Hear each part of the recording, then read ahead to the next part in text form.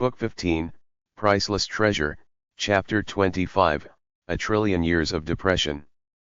Faced with Elkin's attack, Learmont naturally chose to flee for his life. Haha, you want to flee? Hundreds of shadowy illusions filled the area, and Elkin's loud laughter seemed to come from the mouths of every shadow. Suddenly, an enormous serpentine whip shadow slashed down towards Learmont, who with a ferocious look stabbed out once more. The same technique. Starpoint, explosions. The blood-red whip shadow tore through the air towards the longsword anew. Boom. Elkin's right hand trembled, and his body couldn't help but be pushed backwards, while Learmont himself was knocked flying before once more forcing himself to come to a halt in mid-air. His face was ashen, and he growled, "Elkin, don't go too far." Learmont had realized that in terms of speed, he was inferior to Elkin. There was no way he could flee. Elkin's face was sinister, and he snickered. "I didn't expect that you had enough spiritual energy to execute that attack a second time. However, your technique is only enough to wound me. In terms of the profound mysteries of the laws, you are far too weak compared to me. I want to see how many times you can execute it." Clearly, Elkin didn't want to spare him. Elkin had a belly full of rage right now and he wanted to find a place to vent it. How could he let Learmont leave? Especially since, as Elkin saw it, Learmont's future potential was unlimited. Elkin naturally would be delighted to kill such a genius as him. "You want me to die?" Learmont took a deep breath, standing there in mid-air with his longsword raised. He said emotionlessly, "If you want to kill me, I will make you pay a price." "Pay a price?" Elkin chuckled. He didn't even know how many times he had heard these words before. Many people, before he killed them, had promised to make him pay a price, but unfortunately, they still died while he, Elkin, was living quite happily. Learmont seemed extremely calm. His entire aura had been drawn back into his body, and he stared coldly towards Elkin. Suddenly, Learmont's eyes suddenly lit up, and then he shut them. Huh. Elkin couldn't help but feel stunned. Not just him. Even the spectators below, Linley and the rest, felt stunned. At the critical moment in the battle, Learmont actually shut his eyes. "You want to try and scare me, just before dying?" Elkin laughed coldly in his heart. The long black whip in his hand once more spun out. Although in his heart, he felt disdainful, Elkin still used his most powerful attack. The long black whip instantly turned scarlet red and simultaneously transformed into a 9-headed serpent. Instantly, a dark red sword flash appeared in front of Elkin. Elkin's face changed dramatically. Unable to dodge at all he could do was use his blood-red, fan-sized right hand to slap towards it. Crunch! The dark red sword light instantly pierced through his palm and entered his body. Ugh! Ah! Elkin's entire body quivered, and his entire body emanated a red light. Boom! Elkin's entire body exploded, and 2 high god sparks as well as an interspatial ring fell down from mid-air. Linley and the other 2, watching this battle, were all stunned, along with the little golden kitten. Clearly, just now, Elkin had the advantage, and Learmont was actually trying to flee. But who would have imagined that Learmont would suddenly snatch victory from the jaws of defeat? What? Learmont won? Linley was quite shocked. And that dark red sword flash? Not only did it contain destruction divine power, it also contained fire divine power. It was very obvious. Linley was completely puzzled. Previously, when Learmont had attacked, Linley had only sensed the aura of destruction, and hadn't sensed the fire divine power at all. The fire divine power was very weak. However, why did it suddenly change just now? Haha, Learmont began laughing loudly in mid-air. "I finally completed this technique. Haha. I finally fused the way of destruction and the elemental laws of fire. Indeed, only when both divine power fuses as well as the profound mysteries of the laws fuse, will the power greatly increase. I've finally developed it. Learmonth was extremely excited. Hearing Learmonth's excited voice in mid-air, Linley understood. Did he just say that he fused the profound mysteries of two different types of laws together? Linley was tremendously shocked. Given his current level of training, Linley only knew that, for example, the 6 types of profound mysteries of the laws of the earth could be fused. He had never, however, heard of different profound mysteries of different elemental laws as capable of being fused. But hearing from what Learmonth was saying, it seemed as though the different elemental laws, such as the laws of the earth and the elemental laws of the wind, were capable of having 2 of their profound mysteries fused as well. How is this possible? Linley didn't understand. It wasn't just Linley who was astonished. The other listeners, being Bibi, Delia, and the little golden kitten, were all shocked as well. Learmonth lowered his head to glance at Linley's group, understanding their puzzlement. Laughing, he said, "Don't overthink it. The different profound mysteries of different types of elemental laws can only be fused by people like me, with a mutated soul. There is no way for you to fuse your divine power, and no way to develop an attack like this." Linley began to understand. Divine power and profound mysteries were paired together. For example, when using earth divine power to use the profound mysteries of the laws of the earth, the power would be great. If one was to use wind divine power instead, although one could still use it, the power would be much lower. But fusing divine power, such as Learmonth, destruction divine power and fire divine power, upon being fused, if one was capable of also using a fusion of the profound mysteries of the edicts of destruction and the elemental laws of fire, would have an absolutely terrifying amount of power once utilized. The fusion of divine power already resulted in an extreme increase in power. Once the profound mysteries were fused as well, then matched with the fused divine power, no wonder Learmonth had been able to kill Elkin. Whew! Learmonth's face was very pale, but his eyes were still filled with jubilation. Actually, after the repeated battles just now, his spiritual energy had been all but used up. As his power had increased dramatically, however, and as he had entered the realm of a 7-star fiend in power, Learmonth was indescribably delighted. "When I go back, I'll immediately take on a 7-star mission. When the time comes, I'll challenge an Azura. Just now, Elkin wanted to kill me. But now..." Learmonth shook his head and sighed. Some things were very hard to predict. Actually, if Elkin hadn't pushed him to the brink of death and caused him to gain an insight that he previously had not been able to understand, how could he have made this breakthrough? This Elkin's interspatial ring should have many treasures within it. Learmonth flew straight down. Although he wasn't greedy, this was something which belonged to the person he had killed, it was wealth which he deserved to have. Naturally, Learmonth wouldn't reject it. Right at this moment, very bizarrely, the entire volcano range suddenly vanished, and the interspatial ring of Elkin which had been atop the rocks of the volcano range vanished as well. "You even want Elkin's items?" a low, gravelly voice said.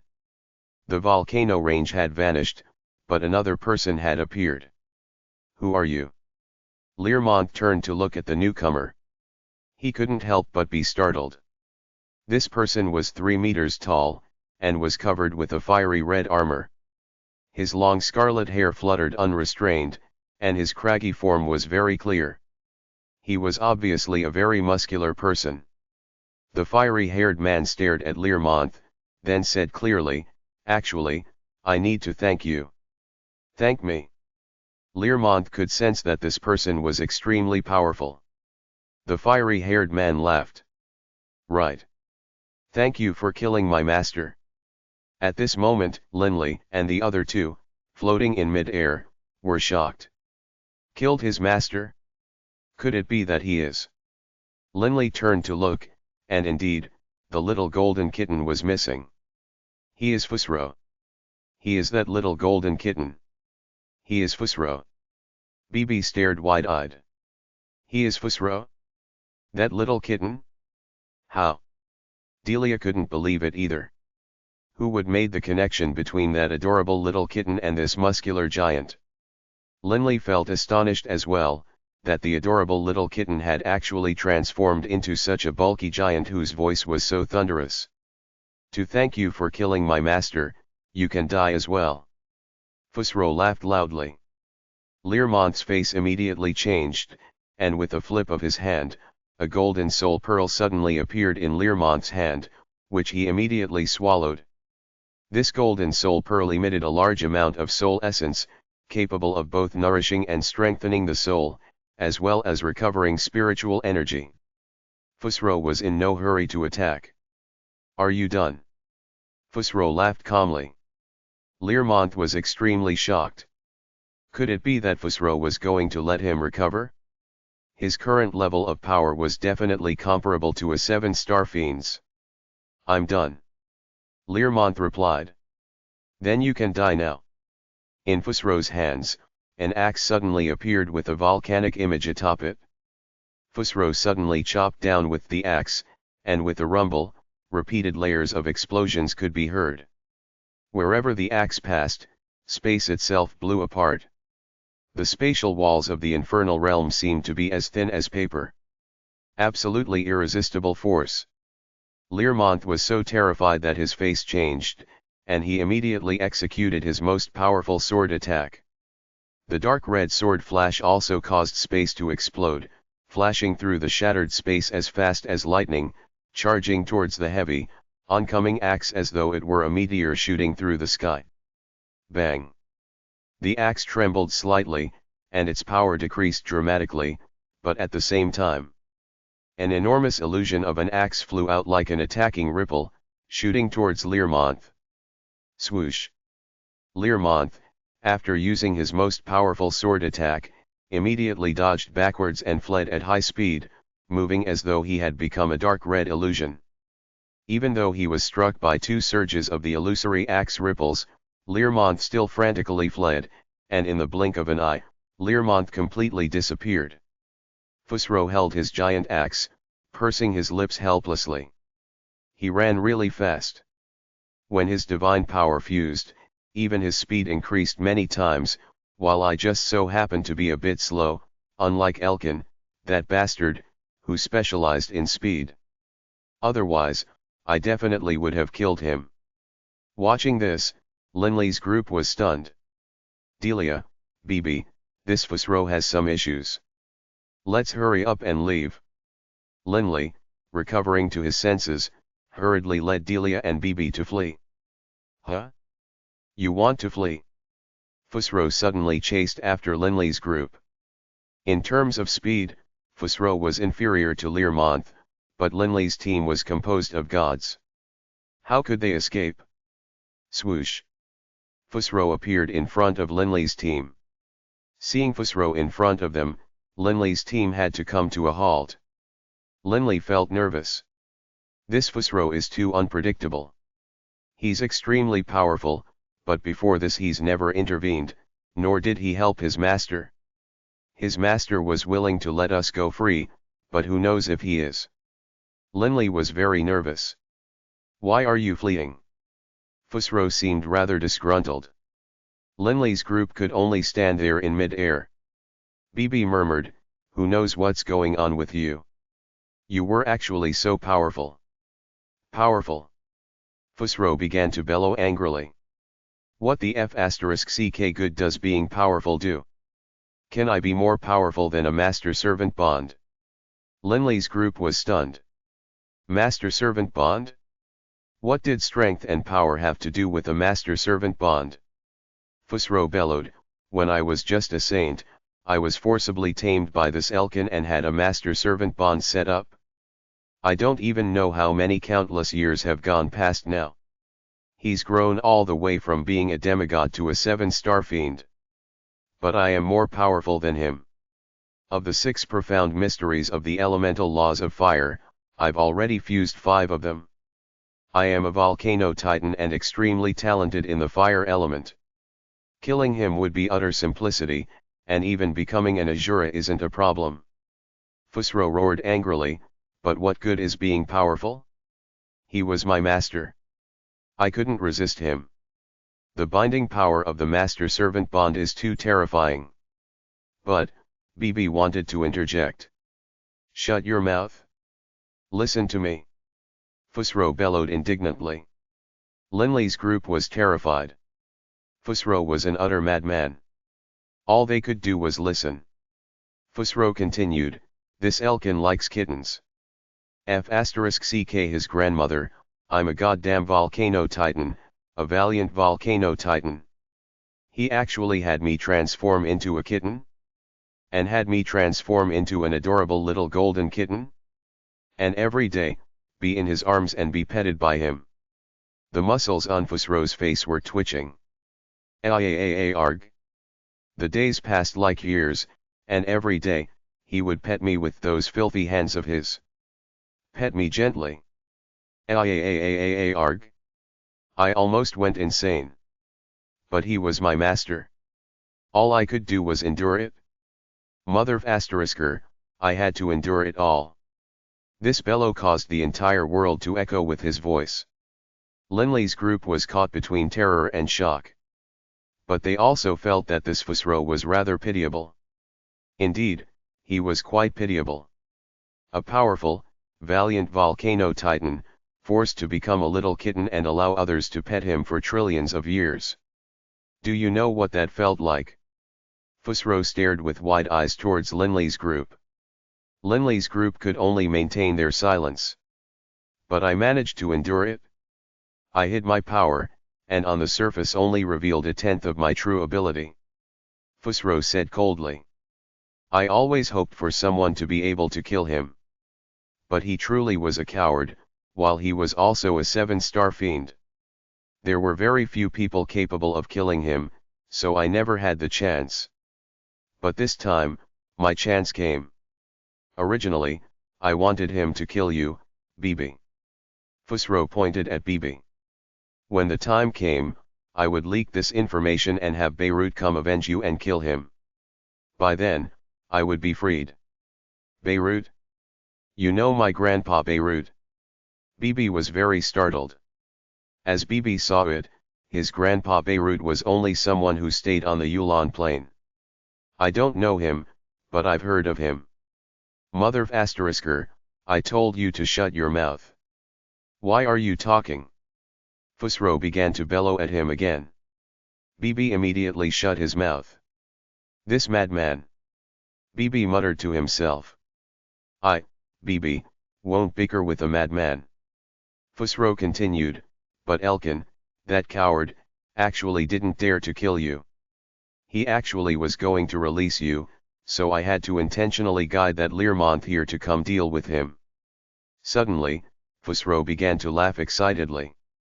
Haha, I originally didn't expect Learmonth to be able to kill him, but who would have expected that Learmonth actually did in fact kill him? Haha. Fusro suddenly grabbed Bibi. Do you know? I really didn't expect it, really didn't expect Learmonth would kill him. This grab of Fusro's was very powerful. Fortunately, it was Bibi, as if it were Delia, most likely her body would have been torn apart. I know. Bibi nodded hurriedly. He was rather frightened of this seemingly insane Fusro. Fusro suddenly raised his head. A wild bellow rang out. It included no profound mysteries, it was a pure, simple roar, a roar which shook the heavens. A roar which included a trillion years of grief, depression, and rage. A trillion years of depression. This sort of torment had almost tortured him to death, and yet every day, Fusro had to pretend to be so adorable, and keep going meow, meow. I hate kitties. Fusro's face was savage, and he bellowed towards the heavens. I will never be a kitten again. Never again. Only after screaming for a long time did he calm down. Fusro's facial expression slowly returned to normal, and he took a deep breath, then let out a deep breath. Turning his head, he looked back at Linley, Delia, and Bibi. Linley, Delia, and Bibi were still utterly dumbfounded. None of them knew what this madman would do next. "Whew. I feel much better now." Fusro beamed at Linley's group. Linley's group couldn't help but gawk. However, Linley could understand how terrifying the trillion years of depression had been. The restrictive power of a bond is indeed completely irresistible.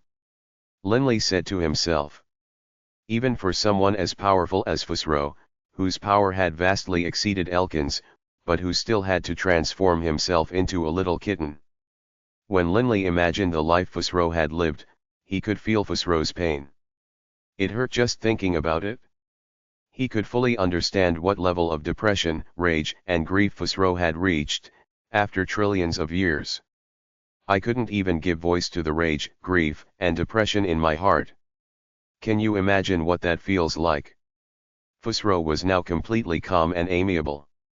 Now, I'm finally free. I've also said everything I want to say. I feel much better now. Linley's group nodded. Haha, Fusro laughed brilliantly. I'm finally free. I'm finally free. Fusro turned to glance at Linley's group. Thanks for listening to me say so much. Actually, I'm usually very taciturn. All right. We've killed so many gods and high gods this time. I imagine that these ordinary high gods don't have much wealth on them. I'll give it all to you. Consider this your reward for listening to me complain. With a wave of his hand, Fusro immediately brought out over 100 interspatial rings. Linley, Delia, and Bibi were stunned. But then, with a wave of his hand, Linley collected this interspatial rings. Mr. Fusro, this. Haha, in a trillion years, you are the first person to call me Mr. Fusro. Fusro was exceedingly delighted. Just based on this alone, you can take these toys with a clear conscience. Don't think too much of it, these interspatial rings don't have much wealth inside them. The most valuable two belong to that Inigo and Elkin, which I will keep. All right. Take good care of yourselves. I, Fusro, am now free. I don't want to stay in any one location. I will roam the infernal realm. His voice still echoed in the air, but Fusro himself had already vanished. Linley, Delia, and Bibi just looked at each other. Book 15, Priceless Treasure, Chapter 26, Head out, stay behind. Fusro's voice still echoed in their ears, but he himself was gone. This Fusro really is weird. Bibi blinked his eyes twice, still feeling rather dazed. Linley lowered his head to look at the 100+ interspatial rings hovering in his palm. Amongst them were mostly the interspatial rings of gods, but also many of high gods. So many interspatial rings, with even high god interspatial rings amongst them. This is really a treasure that just fell down out of nowhere. Linley felt joyful. That Fusro actually gave us so many interspatial rings. Delia sighed in amazement as well. So like I said, that guy's head isn't working. However, it's broken in a good way. Bibi chortled. Linley shook his head. Bibi, you can't say that. Fusro's experiences and ours are different. A trillion years of depression, of silent endurance. Only an extraordinary person would be able to endure so much. After finally being released one day, he was just venting. Delia nodded slightly as well. Whether it was his attack on Learmonth or his chat with Linley's group, it was all a form of venting. Oh. Bibi nodded in understanding, his eyes shining. After venting, he casually tossed these little baubles to us. Fusro really is stingy though. Why didn't he give us Elkin's interspatial ring? That old fellow's wealth is definitely astonishing. Linley and Delia were momentarily speechless. Just kidding. Bibi chortled, and then looked at the 100+ interspatial rings in Linley's hand. Boss, so many interspatial rings. How many treasures do you think are you inside? I'll take a look first. BB clearly seemed quite eager. I love investigating the treasures within interspatial rings. Why the rush? Flipping his hand. Linley stored away all of the interspatial rings. Right now, we need to first decide what we are going to do next. We can look at interspatial rings later. Linley glanced at his surroundings. The volcano range had disappeared, causing this area to once more return to its flat surface. The hazy, dim light of the violet moon shone down from the night sky.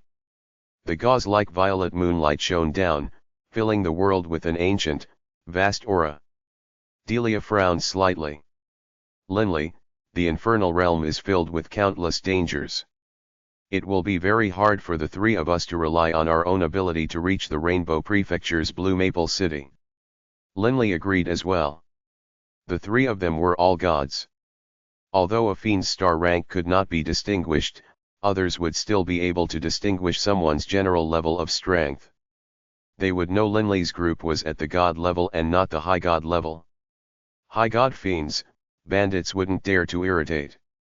But god level fiends, bandits wouldn't fear either. To take on a mission, we would have to go to a city. The distance between each city in the infernal realm is vast.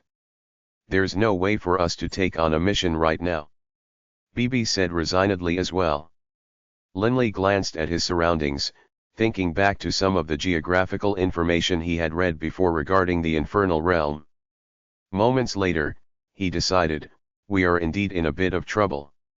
The closest city to us is at least 80 million kilometers away. 80 million kilometers, who knows how many dangers we would encounter on the way over. 80 million kilometers. BB and Delia both felt their heads ache as well. Linley looked towards Delia. His mind couldn't help but be filled with the scene of himself and Delia falling into the golden magma pool. In that moment, he had truly believed he was going to die. For the sake of Delia, we can't keep on taking risks like this. Linley said to himself. Delia and BB looked towards Linley. At times like this, they left the decision to Linley. Linley stared into the distance, then spoke. How about this? Up ahead there seems to be a large mountain range. Let's go there and temporarily live there for a while and train quietly. When Delia completely fuses her high god spark, we will head out. Live there? BB was rather surprised. What is it? Linley looked towards BB. BB immediately shook his head. Nothing. Boss, your words have merit. Let's wait until Delia is a high god. At least on the surface, others will see that she is a high god fiend, which should be frightening enough. When we head out, it will be much safer. This was indeed Linley's plan. Although Delia was only a one-star fiend, who would be able to tell from the surface? Others could only be certain that she was a high god fiend. Bandit groups didn't want to deal with high god fiends. Who knew how many stars the fiend might have? It might be a 7-star fiend. Huh. Linley suddenly noticed that Delia had taken his hand. He couldn't help but to turn and look at her, and she gestured towards him with her eyes. Only now did Linley notice that BB was acting strangely. Instantly, Linley understood. BB is most likely thinking of Nissa. BB. Linley said. Huh. BB raised his head, looking towards Linley. Linley immediately said, BB, how about, let's travel as fast as possible. Perhaps we can first go to a city to take on a mission, or buy a metallic life form of our own. Either way, we can hurry to Blue Maple City of the Rainbow Prefecture as soon as possible. BB understood. Salomon and Nissa, if they wanted to return to the Jade Float continent, would first have to go to Blue Maple City of the Rainbow Prefecture. Linley's suggestion was to give BB a chance to catch up to Nissa. However, this sort of hasty trip would definitely result in them meeting with many bandits on the way over. Who knew how many dangers they would face? Although Linley and BB were both strong, and would be able to deal with any ordinary bandit squads, if they were to encounter a bandit squad of thousands of gods, what would they do? It was too dangerous. Boss, thanks. BB said gratefully, but then shook his head and sighed. However, there's no need. Linley and Delia exchanged a glance. BB continued, this sort of hasty travel is very dangerous to begin with. It's best to do as Boss said at first, to first take up residence for a time. As for Nissa, to be honest, right now, I really hate that Salomon. Although I hate him, I believe that with Nissa by his side, at least her safety won't be a problem. As for myself and whether or not I'll be able to meet her again, I'll leave that up to fate. Although BB wanted to be together with Nissa, this sort of hasty trip would result in danger to both Linley and Delia. BB naturally wouldn't do that. Linley's group headed towards the northeast, advancing roughly 100 kilometers, at which point they discovered a very wide mountain range.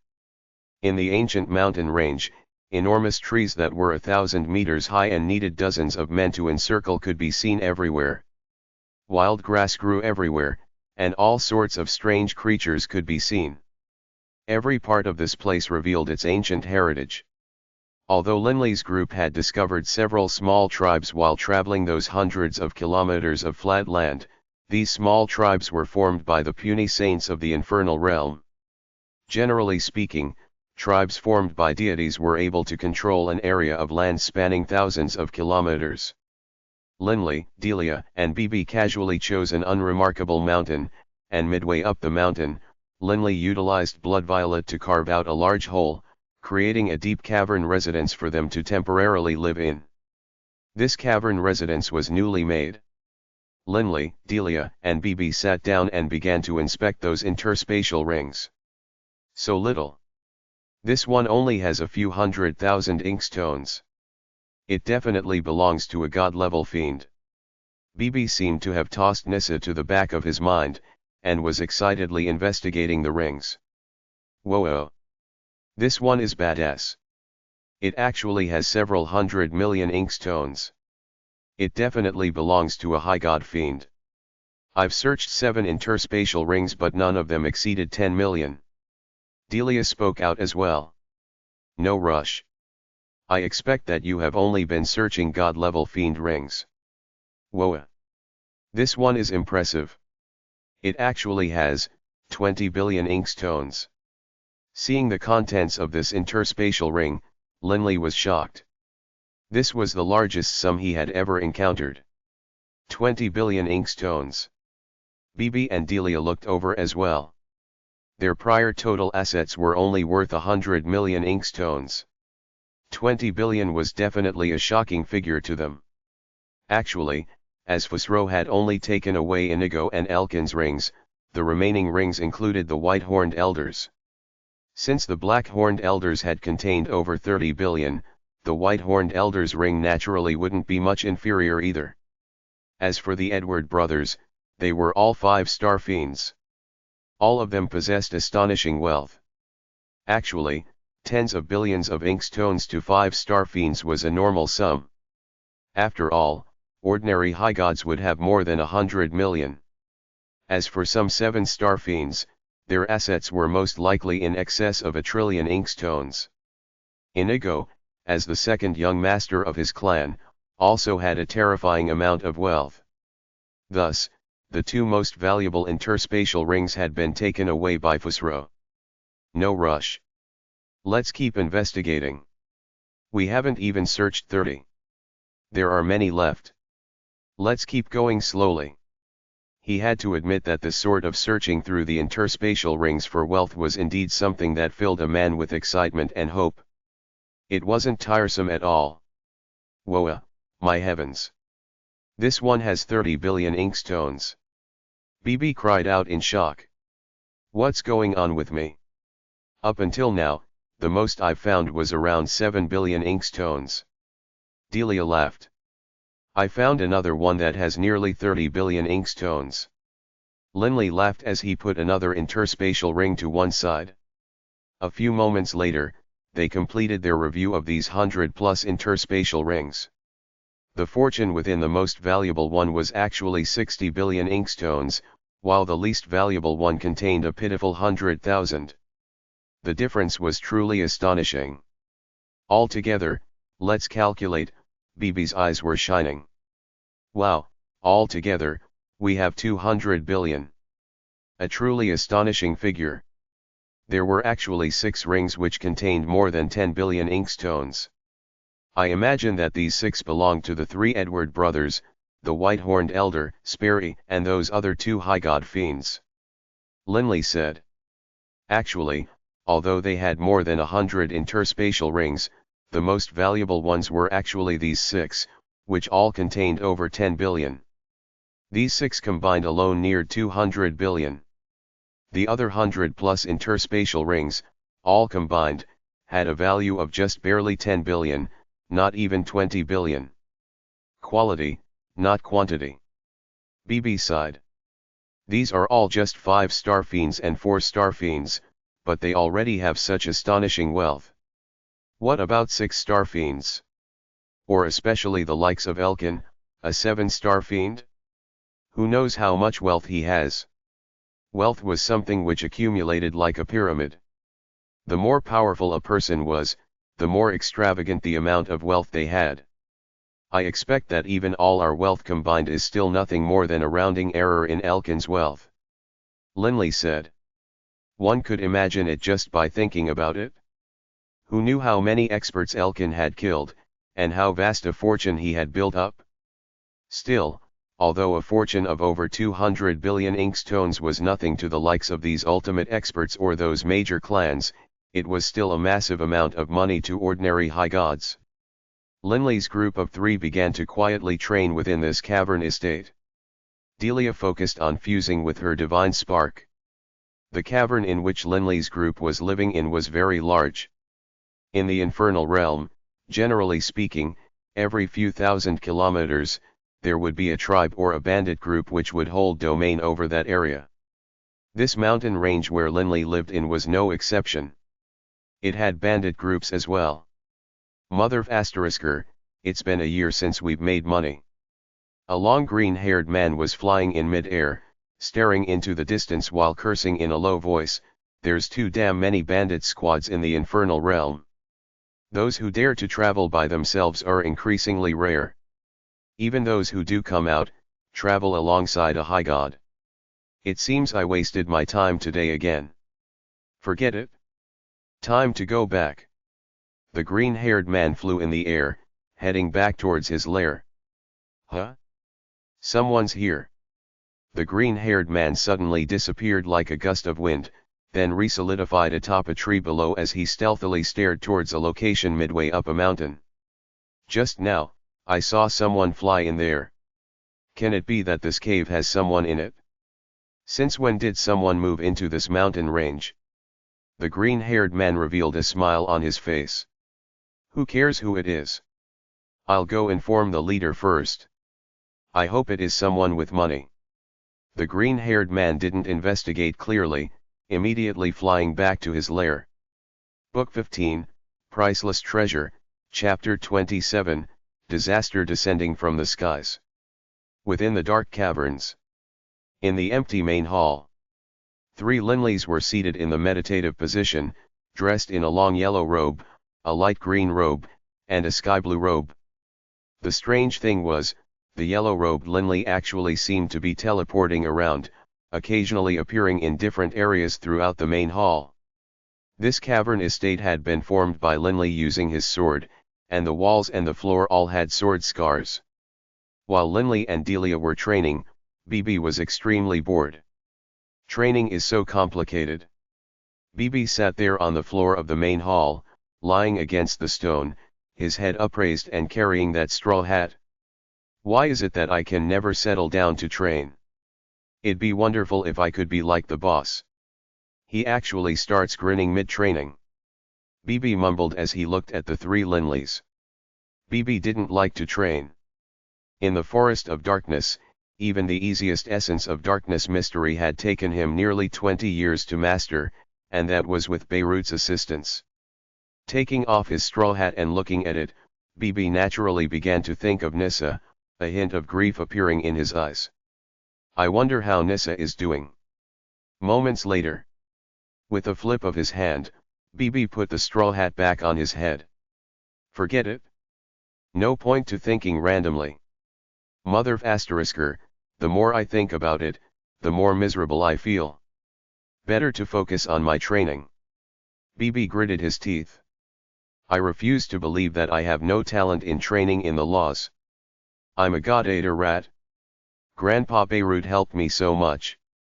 If it was the boss, he probably would have easily gained insights into those 3 profound mysteries by now.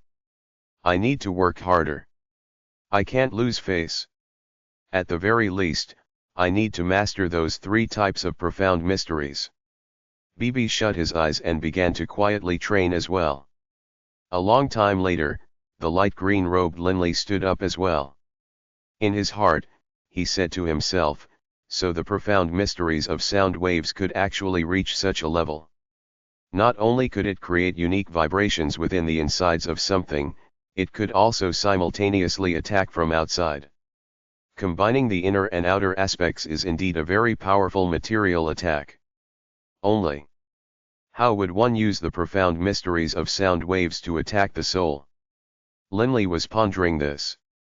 Suddenly, he discovered that BB was training intensively as well. He couldn't help but laugh. It's rare to see BB working so hard. But right at that moment, "Boss, you finished your training." BB immediately opened his eyes. "And I was just praising you at how hard you were working." Linley laughed. BB stood up. "Boss, you have no idea. When I'm training in the laws of darkness, I'm extremely sensitive to any nearby movements. As soon as you stood up, I immediately woke up as well." "Right, boss. Your divine earth clone keeps on flickering around. What's that about? Can it be that you have forgotten how in the past, Hadesun was able to change his physical location with his technique?" Linley said with a laugh. "Right, it does seem really similar." "Boss, you figured it out?" BB said in pleased surprise. "Not even close. I've just started with the basics." Linley laughed. He had been training in this technique for quite some time. It belonged to the World Walker Profound Mystery, one of the 6 profound mysteries of the elemental laws of the earth. Actually, getting a basic understanding of the World Walker Profound Mystery wasn't that hard. The World Walker Profound Mystery and the Essence of the Earth Profound Mystery were actually somewhat linked. In order to completely master the profound mysteries of the essence of the Earth, one had to be able to reach an extremely high level of merging with the Earth essence. As for the World Walker Mystery, it required a person to be completely merged into the Earth essence, and then travel through the Earth essence, instantly appearing somewhere else. From the outside, it looked like teleportation, but in reality, it wasn't. Upon reaching mastery in the essence of the Earth, training in the World Walker technique became much easier. BB, as I recall, when you were in the volcano range, it seemed like you used a technique which destroyed even that high god artifact of Elkin. What was that all about? With regards to this, Linley hadn't yet had a chance to ask in detail. BB pursed his lips. This was a life-saving measure which Grandpa Beirut had given me. He said it was enough to deal with most high gods. However, Grandpa Beirut originally told me that the energy in the Black Pearl was only enough to be utilized 3 times. I've already used it once, and I only have 2 more remaining. Linley nodded slightly. The power of that attack had truly been astonishing. Even Elkin, when taking that attack head-on, had his high god artifact destroyed. Most likely, an ordinary 5-star fiend or 6-star fiend would have perished. Huh. BB suddenly looked towards the outside of the cave. "Boss, I feel something going on outside." Linley's face changed. Instantly, his 2 clones merged with his original form. This time, Linley immediately used his original form, and his body became covered with the pulse guard armor. Right at this moment, a surge of divine sense swept out, instantly encompassing the entire cave. "Haha, just 3 gods." A loud voice rang out from outside the cave. "The 3 of you, Hurry the F*ck up and come out. Get the F*ck out here. Instantly, a large number of angry roars rang out. Linley frowned. It seemed as though quite a few people were shouting from outside. But Linley's current level of power was far greater than it had been when they had first come to the infernal realm, especially after his original body dragon formed. Linley was confident in the shattered soul-protecting sovereign artifact against ordinary high gods, especially when he had his trump card, those 2 drops of sovereign's might. Of course he was not afraid. Let's take a look, Linley said. BB, made bold by his talents, accompanied Linley towards the cave exit as well. Linley headed out, and saw a large group of people floating directly outside. This group was formed into a surrounding circle which had completely sealed off the cave. Linley immediately spread out his divine sense, immediately encompassing all of them. 82, 3 of them being demigods, the rest being gods. Linley made up his mind. All of them were gods. The current Linley didn't fear them at all. Boss, they actually stumbled onto us. BB's smirking mouth had a hint of amusement as well. He had been in a fairly bad mood recently. Salomon's true face and Nissa's departure had all caused BB to be in a foul mood. Only, in front of Linley and Delia, BB pretended to laugh and pretended as though nothing was amiss. In truth, in his heart, he felt quite miserable. After having stewed for so long, right now, BB wanted to let loose and vent. The leader of this large group was a silver-haired, horned man. He laughed loudly. What? Just the 2 of you came out? What about the woman inside? Have her come out as well? Or did you think you would be able to flee? Haha, there's a woman? Big brother, let me have her. A horned man with short silver hair next to him said loudly. No problem. The leader laughed loudly. Immediately, the other bandits all began to laugh loudly. Linley frowned, and BB rubbed his nose as well, their gazes turning cold. I will give you a chance, the leader said arrogantly. Since you are both gods, how about this? Offer me your interspatial rings. I will permit you to join us. Don't worry, in the future, you will have a share in the wealth which we take in the future. Linley secretly shook his head. These bandits truly were interesting. They wanted to take his valuables and also have him join them. However, this was a fairly common sight in the infernal realm. The leader said. Have you finished concede? Mother ***, are you done with the bullshit? BB shouted angrily. The bandits were all stunned, and then the face of the leader turned cold. Brothers, since they don't want their lives, finish them. The leader waved his hand, ordering his subordinates to charge. Clearly, he didn't hold these 3 gods in high regard. Whoosh! Whoosh! Whoosh! Transforming into blurs or streaks of lightning or flashes of fire, dozens of figures charged forward like a swarm of wasps. BB stored his straw hat into his interspatial ring, while at the same time wielding that black dagger.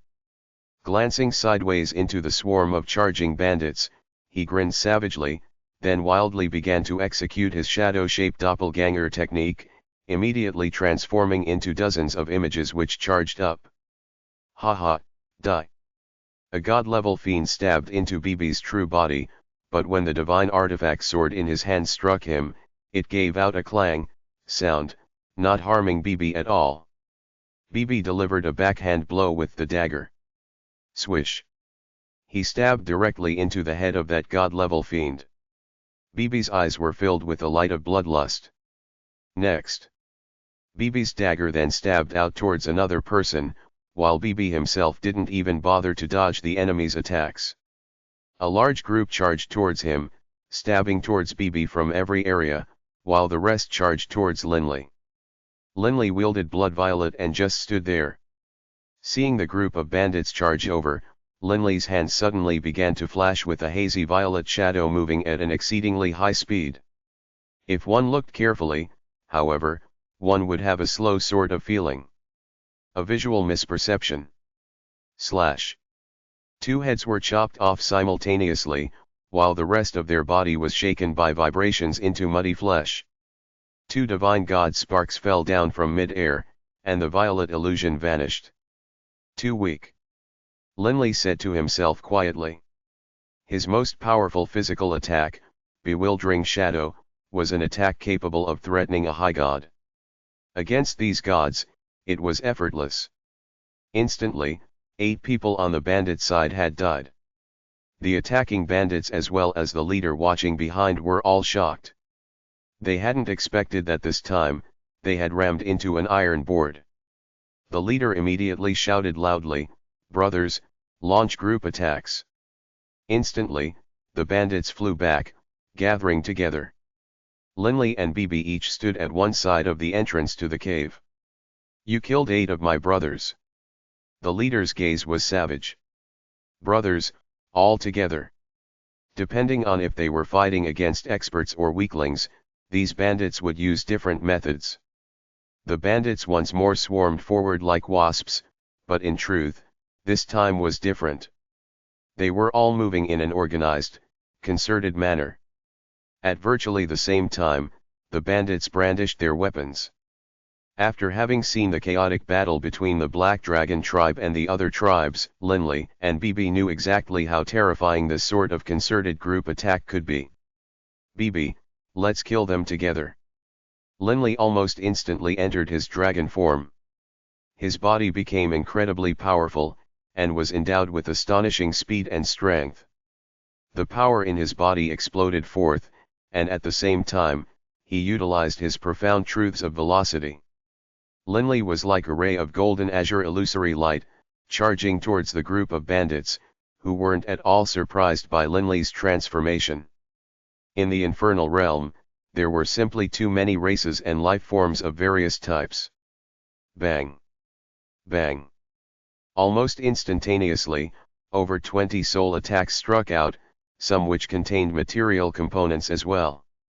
This was the joint attack launched by the 74 surviving bandits, but Linley's speed was simply too fast, and his body was too small. He was only struck by 2 of the soul attacks. The 2 soul attacks were merely god-level soul attacks. They did nothing to Linley at all. As for those 5 material attacks which struck him, they didn't break a single draconic scale. Not just Linley, the same was true for Bibi. Not good. Seeing this, the leader's face changed. Linley, his face sinister, let the devilish blood-violet sword land its first attack upon the horned man with short silver hair. The horned man didn't have any chance to flee at all. Blood-violet swept straight past his head, and his head instantly was shaken into muddy flesh. Bang! Linley's right leg struck out like a meteor carrying trillions of kilograms of force, smashing against a green-haired man's waist. Bang! The explosive force caused the green-haired man's body to completely explode, leaving behind only a god-level divine spark. This kick contained the throbbing pulse of the world as well as the massive strength of Linley's dragon form. It was extremely powerful. Swoosh! A man chopped straight downwards with his warblade through the air, directly towards Linley's head. Swish! A golden azure light flashed. It was Linley's draconic tail. The fierce tail struck out with a clang, sending the warblade flying while also crushing the god's head into a pile of pulp. The dragon-formed Linley was nothing short of a man-shaped weapon, even more terrifying than a death god golem. After all, not only was Linley's defense tough, he also knew profound mysteries. However, Linley's slaughtering speed was only on par with Bibi, who was in the middle of letting loose to his unhappiness. Book 15, Priceless Treasure, Chapter 28, The Essence of Fire. Crimson blood splattered across the dusty yellow cliffs, and shards of flesh fell down from the skies. "All of you, die." Bibi's face was savage, and his dozens of shadows were everywhere. Through relying on the shadow-shaped doppelganger technique, Bibi was occasionally here, occasionally there as he entered a wild killing spree. Bibi's eyes were filled with madness. That bastard Salomon. That bastard. If Salomon hadn't intentionally caused chaos, how could Nini and I have been separated? As he thought this, he stabbed out with the dagger in his hand towards an opponent's divine artifact, chopping it into 2 pieces while simultaneously cutting through the opponent's head, which exploded. Nini, Nini. Bibi's mind was full of thoughts of Nini, but as he thought of Salomon, the speed at which he killed grew even faster. A massacre.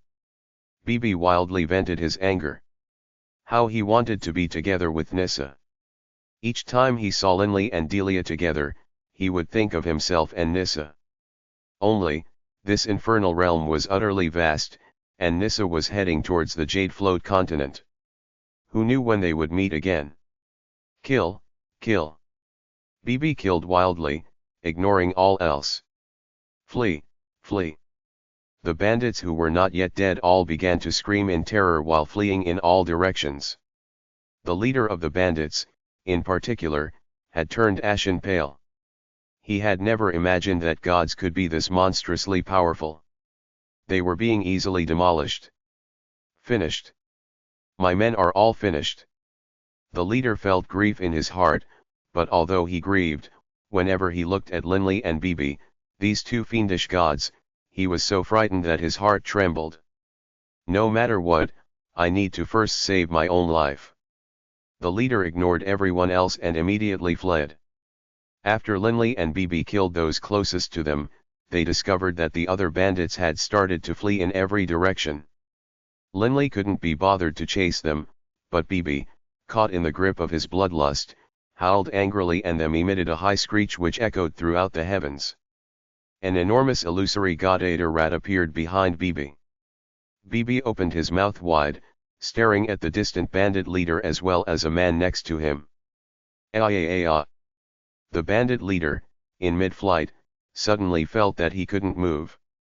Not just him, the god next to him couldn't move either. Suddenly, the god-level divine sparks of the 2 men floated out. 2 divine sparks actually flew out of the leader, while another flew out from his subordinate's head. These 3 divine sparks flew directly towards Bibi's mouth. The 2 corpses fell down from mid-air. Linley looked at Bibi with some concern. Very clearly, Bibi was acting rather strangely. Bibi. Linley flew over. Bibi turned, then shook his head a few times and laughed. Boss, don't worry. I'm fine. Just now, I was feeling rather peeved, and so I wanted to give vent to my anger. I feel much better now. These bandits really were blind. They actually dared to come waylay us. They really were looking for death. Linley, seeing the look on Bibi's face, finally sighed in relief. These bandits will most likely not dare annoy us again. Linley laughed as well. Actually, Linley had been prepared long ago for this day. Every single place in the infernal realm was controlled and occupied by a force. In some desolate areas, it was normally just common bandits or small tribes, while in bustling areas, greater forces and powers would be in control. The mountain range which Linley had chosen was very ordinary. Linley expected that there shouldn't be many experts here. After today, in the future, most likely nobody in the area would dare make trouble for them again. Oh! I forgot to take the interspatial rings of many of those corpses. Although there wasn't much money there, we shouldn't let it go to waste. Bibi immediately flew down, and Linley couldn't help but laugh. Seeing Bibi in a better mood, Linley felt happy as well. Bibi, wait for me. Linley flew down as well. This slaughter did indeed awe and frighten the people nearby. The bandit group, originally 82 strong, had only less than 30 survivors after this disaster. This small bandit group frantically began to recruit others, but they didn't dare to come disturb Linley's group again. They didn't even dare to draw near. And just like that, 1 year after another passed by like water as they trained quietly. Rumble. In the 16th year of Linley's training here, the natural laws descended. Within the cavern estate, Delia and Bibi both watched with nervous, Surprised joy. Linley himself was floating in mid-air, completely surrounded by the strange energy of the natural laws, while at the same time, powerful fire elemental essences swirled above him, then solidified into a fire-type divine spark. The boss has become a deity in the fire element as well. BB said in delight. Delia was filled with excitement and joy as well. In training, talent was critically important. If one didn't have talent in something, no matter how long one trained, one would find it hard to succeed. Linley was exceedingly talented in the wind and earth elements, and thus he trained very quickly in them. As for the fire element, he wasn't bad either. Only, compared to the wind and the earth, it was rather weaker. However, given how incredibly powerful his soul currently was, and the fact that he had been training on the metallic creature previously, giving him a total training time of over 20 years. Linley had finally mastered the simplest type of profound mystery of the elemental laws of fire, the essence of the fire. This time, Linley once more chose to have his soul split apart. After all, Linley was currently in possession of a large number of amethysts and a large amount of wealth. To strengthen his soul wouldn't be too hard. Crackle! A Linley dressed in a fiery red robe and with fiery long hair suddenly appeared out of nowhere. It was Linley's divine fire clone. Moments later, the ripples of the natural laws disappeared, and the divine fire clone merged into Linley's original body. Within the sea of consciousness in Linley's original body, his powerful spiritual energy was gently flowing like waves of the ocean, while a rainbow-colored sword-shaped soul hovered above it. Beneath the rainbow-colored sword-shaped soul, on the surface of his sea of consciousness, 3 Linleys hovered. They were a Linley who emitted by an earthen light, a Linley who emitted a light green aura, and a Linley who emitted a fiery red aura. The 3 Linleys formed a triangle exactly beneath the sword-shaped soul. Linley opened his eyes, looking at the delighted Delia and BB. Boss, you now have 3 divine clones. With your original body included, that makes 4. BB rubbed his nose as he spoke. Compared to you, I, BB, really feel embarrassed. Up till now, I still only have 2 bodies, my original body included. BB, you at least have 2. I only have 1. Shouldn't I be even more embarrassed? Delia teased with pursed lips. Linley couldn't help but laugh. Right now, both Delia and BB were exceedingly happy for Linley. With an additional divine clone, that meant he had another life, while at the same time meant that his future accomplishments would be even greater. This divine fire clone is only a demigod clone. It is still very weak. Right now, I still need to rely on my earth and wind clones. Linley himself knew that for now, 4 bodies was most likely his limit. After all, Linley didn't know a single thing about the other elemental laws. Lightning, water, light, darkness, etc. Linley didn't understand anything about them. Without any talent, I'm not even able to sense the elemental laws. How could I train in them? Even if I trained for 1,000,000 years, I would still find it hard to succeed. Linley began to understand why the more one advanced in training, the harder it became. Currently, in his understanding of the laws of the earth, he had already reached mastery in the throbbing pulse of the world and the essence of the earth. Over the past 16 years, his world walker had advanced as well. The laws of the earth have in total 6 profound mysteries. I've only trained in 3. Right now, although it seems like I am advancing quickly, the more I advance, most likely the slower it will become. Linley understood. After all, the essence of the fire, the simplest profound mystery of the elemental laws of fire, had taken 20 years, despite his soul being so incredibly strong. When he had trained in the essence of the earth, if it hadn't been for the fact that Linley was merging it with the throbbing pulse of the world, 2 years probably would have been enough for mastery. And at that time, Linley's soul was much weaker than it was now. This was a difference in talent. Perhaps in training and comprehending, a person's hard work and spiritual sensitivity determined everything. Some people, upon seeing a scene, would instantly and naturally make the mental connections and perhaps suddenly break through.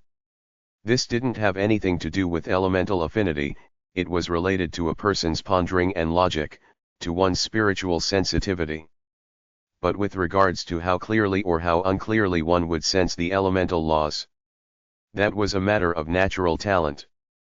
"Boss, what are you thinking about?" BB suddenly woke Linley from his pondering. "Nothing. Just some random things. Let's go. We'll go to our living room to celebrate." In all those interspatial rings, quite a few had stored fine wine. Linley turned to look at Delia.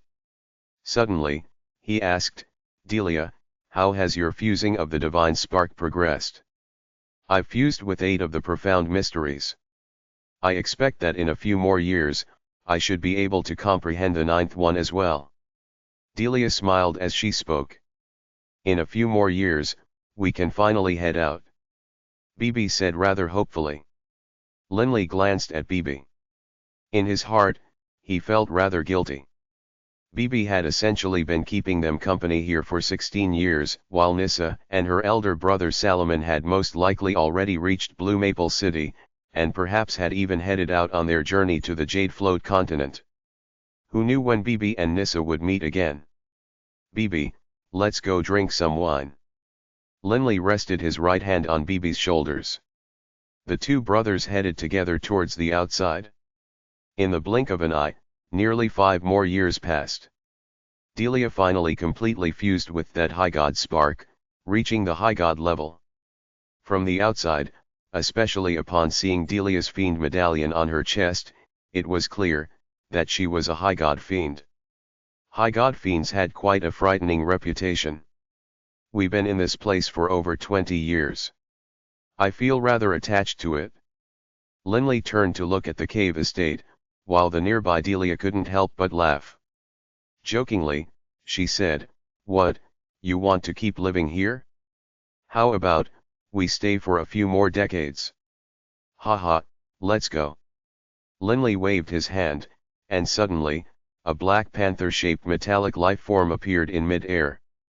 Linley's group flew into it. The metallic life form immediately transformed into a ray of light, flying towards the east. By now, Linley had over 10 metallic life forms. These metallic life forms had been discovered within those 100+ interspatial rings.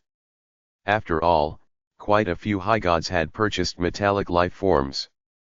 Within the metallic life form, Linley and the other 2 were seated on chairs, looking outside through the translucent window to look outside.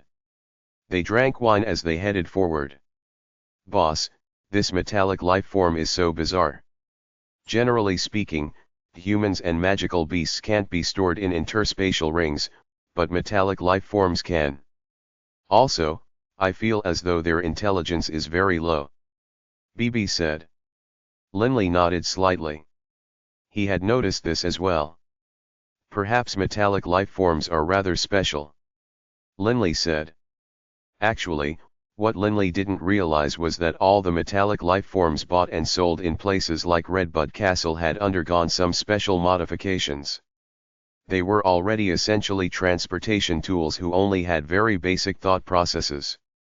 Seated within the metallic life form, Linley's group of 3 continued to advance. The metallic life form once more halted, and Linley chuckled towards Delia. "Delia, sorry. We're going to have to trouble you to go out again." Delia laughed helplessly.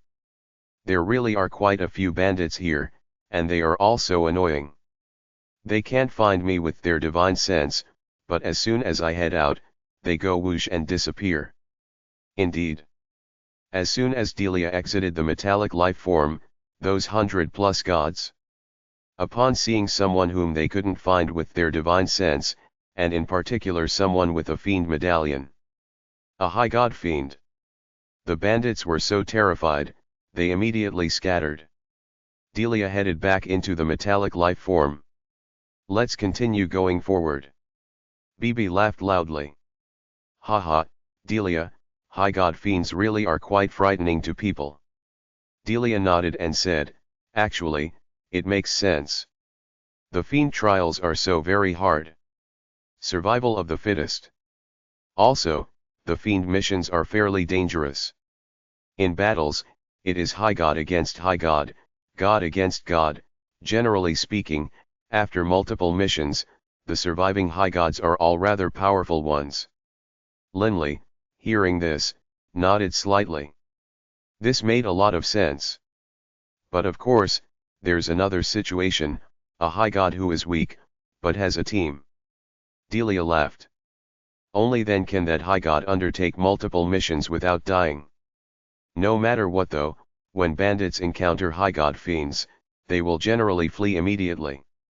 Book 15, Priceless Treasure, Chapter 29, The Amethyst Mountains. In the desolate chain of mountains, there were almost no signs of human life. People familiar with this place knew that this was a territory claimed by bandits. Normally, people didn't dare to halt here. At the edges of the chain of mountains, halfway up a mountain, there was a large amount of rattans and wild grass, with the mountain cliffs behind them. The strange thing was, the rattans separated, and a head popped out from between them. This was a youth who was slightly fat and whose gaze was very innocent. Raising his head, he looked towards the sky. It was late at night, and the sky was covered with dark clouds, making the entire world pitch black. Even deities would only barely be able to see a few hundred meters away. The youth nodded slightly. The weather today is excellent. It is time to head forward. Swoosh. The youth transformed into a graceful gust of wind, heading towards the east silently. Soon, he had traveled thousands of kilometers. Huh. The gust of wind came to a halt, and the youth returned to his normal form. He lay hidden on the ground, quietly staring into the distance. Just now, he seemed to have noticed some movement. Paying careful attention, he noticed a long-tailed beastman fly past. So it was just a saint. The youth let out a hidden sigh of relief. The youth once more transformed into a silent gust of wind. While it was dark, he pressed forward, occasionally coming to a halt. Like this, he carefully advanced. Suddenly, he realized that a metallic life form was flying at high speed. Instantly, a look of joy appeared on the youth's face. Swoosh! The youth's speed instantly exploded, and he flew into the air, chasing after the metallic life form. In terms of short-distance speed, deities were generally capable of catching up to metallic life forms. When the youth drew near the metallic life form, he immediately spread out his divine sense, finding only a few gods within. Everyone, I'm just a god. Please help me and give me a ride. The youth immediately said through divine sense. But the metallic life form paid him no mind. Milords, please help me. The youth once more spread out his divine sense and messaged. F***ck off. If you keep jabbering, I'll kill you. A divine sense message came out, and the youth immediately lowered his speed.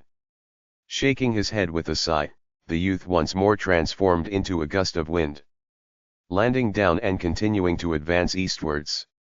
In this pitch-black night, he encountered 3 metallic life forms, all filled with many people, but his 3 entreaties were all refused. Since he was refused, he had to rely on himself to travel. He managed to travel 200,000 kilometers before daybreak. By the time the sky slowly brightened, the youth stopped advancing. The place he came to a halt in was within a flat area where wild grass was growing. Crackle, the youth summoned his divine power and immediately dug out a tunnel within the wild grass. It was a very secretive, hidden place. Whew! The youth sat down calmly within the tunnel, frowning in thought.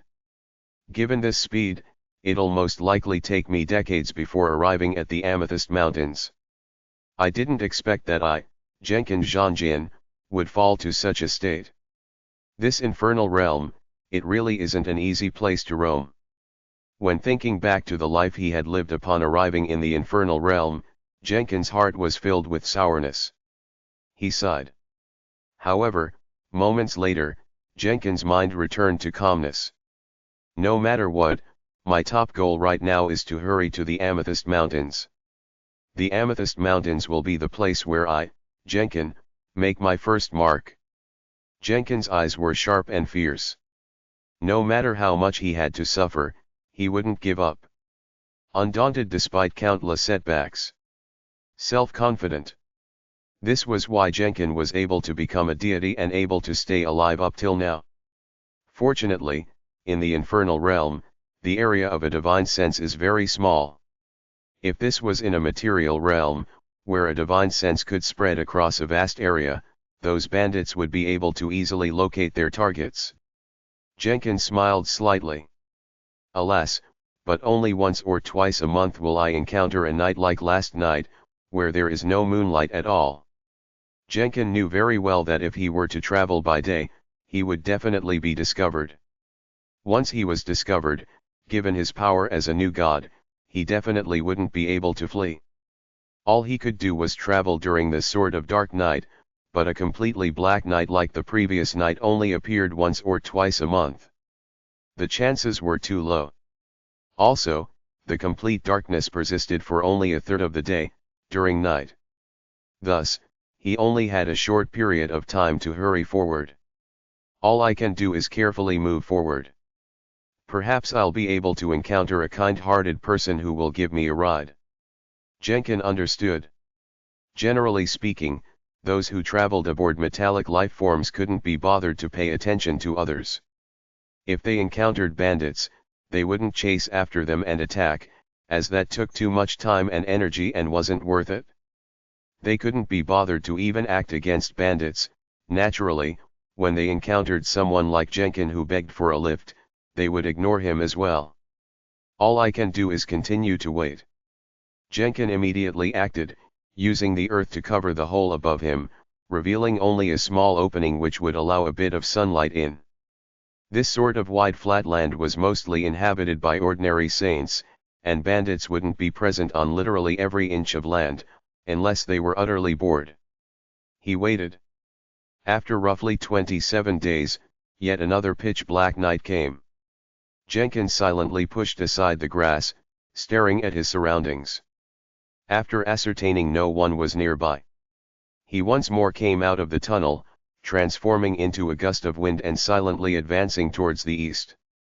This time, roughly 2 hours later, he encountered yet another metallic life form. But when he flew over at high speed and sent an entreaty, he was once more refused and shouted at angrily. Jenkins didn't feel any disappointment in his heart at all, and didn't even feel much of an emotional impact at all. As Jenkins saw it, every single chance had to be treasured. Failure was nothing.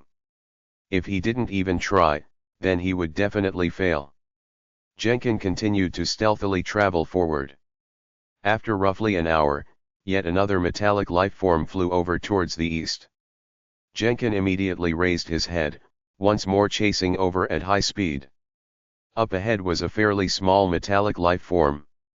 Clearly, there were very few people inside. Generally speaking, if there were few people within a metallic lifeform, the people within would be fairly close family or friends who usually wouldn't allow a stranger to join them. However, without at least making an attempt, Jenkins wouldn't give up. Immediately spreading out his divine sense, Jenkins found two gods within. "Milords, I am only a god. I hope you can help me and give me a ride." If he was refused and yelled at again, Jenkins wouldn't mind at all, nor would his mental state be disturbed. However, this metallic lifeform actually came to a sudden halt. Jenkins immediately halted as well, nervously looking at the metallic lifeform, afraid that the people inside would come out to kill him. However, Jenkins consoled himself, that won't happen. People who ride metallic lifeforms will encounter bandits and shout at them to leave. They've already become accustomed to not killing people who don't pose a threat to them. "Boss, this fellow is quite interesting. He actually asks people to give him a ride." A voice rang out from within, while at the same time, an entrance to the metallic lifeform opened up. "Then let him in." A gentle yet ordinary voice rang out, but this voice caused Jenkins' calm heart to instantly swell with emotion. A look of shock and joy suddenly exploded forth from his eyes. Jenkins was certain that he would never forget this voice for the rest of his life. "My boss is letting you in. Hurry up and come in." A figure wearing a straw hat appeared at the entrance. "Thank you, milord." Jenkins immediately flew over, entering the metallic life form. The internals of the metallic life form was very soft and comfortable. Aside from several rooms in the back, there was a living room in the center, with wine, tables, and chairs. There was even a place to view the outside scenery. Jenkins said to himself, "This is what the upper class of the infernal realm live like." At the same time, Jenkins saw a young couple in front of him.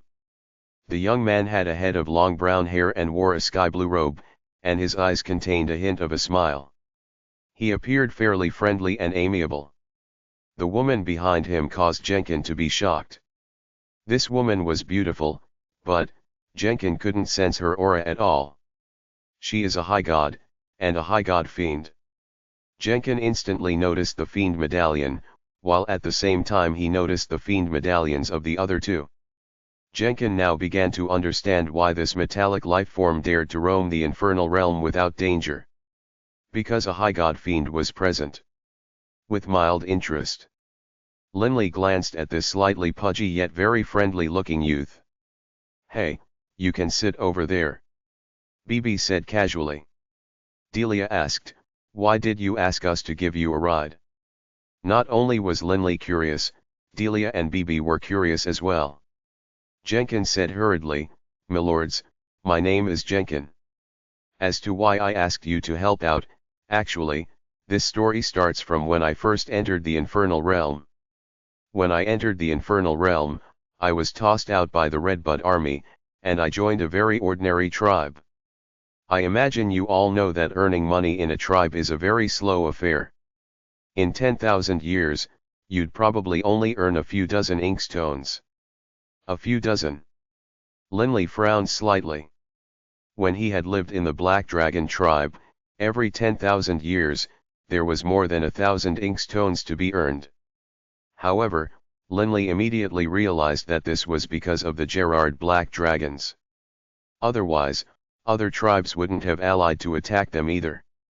Ordinary tribes who had to rely on forging divine artifacts or divine gems to earn money really were limited to just a few dozen inkstones every 10,000 years. Also, in the infernal realm, battles are very frequent. An ordinary tribe might survive for 1,000,000 years or even longer, but it also might be destroyed in just a few thousand years. Jenkins said bitterly, "If I was an ordinary citizen, perhaps after defeat in battle, I could join another tribe. But I am a god. I was forcibly recruited to become a warrior for the tribe. In every battle, the majority of the casualties occurred amongst the warriors." Linley nodded slightly. When he had been in the Black Dragon tribe, a tribe with a fairly powerful backer, whether or not one became a warrior was a matter of choice. Clearly, they didn't care too much about warriors. But for many of the weaker tribes, gods were forcibly recruited to become soldiers. Within 10,000 years, I experienced being in 2 tribes. Jenkins shook his head. "I realized that this can't continue. I was barely lucky enough to survive the first battle, but would I have that sort of luck again? After planning for a long time, I quietly slipped out of the tribe and began to head towards the Amethyst Mountains. However, my tribe was tens of millions of kilometers away from the Amethyst Mountains, and there are a very high amount of bandits on the way. All I could do was wait for the skies to become completely dark before carefully advancing." Linley, hearing this, began to understand. At the same time, he could imagine how much hardship this Jenkins had suffered on the way over. "Why are you going to the Amethyst Mountains?" BB asked. Jenkins said hurriedly, "I heard of them and learned that the Amethyst Mountains have amethysts in them. I wanted to go harvest amethysts. Amethysts are very valuable. I can make 6,000 or 7,000 inkstones by selling one." This is much better than just staying in a tribe. Linley immediately began to laugh. You've heard of it? But do you know about the regulations regarding mining in the Amethyst Mountains? Linley had read some general information regarding the Infernal Realm. Naturally, he knew about the famous Amethyst Mountains of the Redbud continent. Because of this, Linley was actually planning to make a tourism trip while passing through the Amethyst Mountains. The Amethyst Mountains had a circumference of hundreds of thousands of kilometers. It was the only area in the Redbud continent which produced amethysts. Requirements. Jenkins shook his head. How could people in the tribes learn of these things? How could just anyone be allowed to mine in a precious place like this? These areas are jointly guarded by multiple major clans. Linley said with a calm laugh. Jenkins' face became unsightly, but he said hurriedly, impossible. The Amethyst Mountains is such a precious area and so vast. How could a few clans completely seal it off? Many people were still able to sneak into some precious areas at the risk of losing their lives. Of course, there is another method. Pay 5,000 inkstones, and you can enter to go mine. Linley said with a calm laugh. Harvesting amethysts was extremely hard. Sometimes, 1,000 years would pass without being able to encounter any. But of course, if you were lucky, you might find several on one trip. 5,000 inkstones. Jenkins' face turned ashen. He had only been in the Infernal Realm for 10,000 years. His entire net worth was less than 100 inkstones. Book 15, Priceless Treasure, Chapter 30, The Fog Sea. The metallic life form moved like a flash of light, streaking at high speed towards the east. Within the living room of the metallic life form, Linley and Delia were seated facing each other, while Bibi and Jenkins were seated facing each other. Everyone was chatting casually. My homeland? It is a far more complicated place than yours. Jenkins' face was all smiles right now, so very different from the look of dread it had when he had been fleeing and traveling. In addition, my homeland's continent is fairly large. From the north to the south, it stretches at least 100,000 kilometers. Linley nodded slightly. The Yulon continent, from north to south, stretched only 20 or 30,000 kilometers. Jenkins' homeland was indeed much larger than the Yulon continent. Our place was primarily divided into three forces. The first type included the human societies, the second included the beastmen clans, and the final one included the aquatic races. There's all sorts of religions there.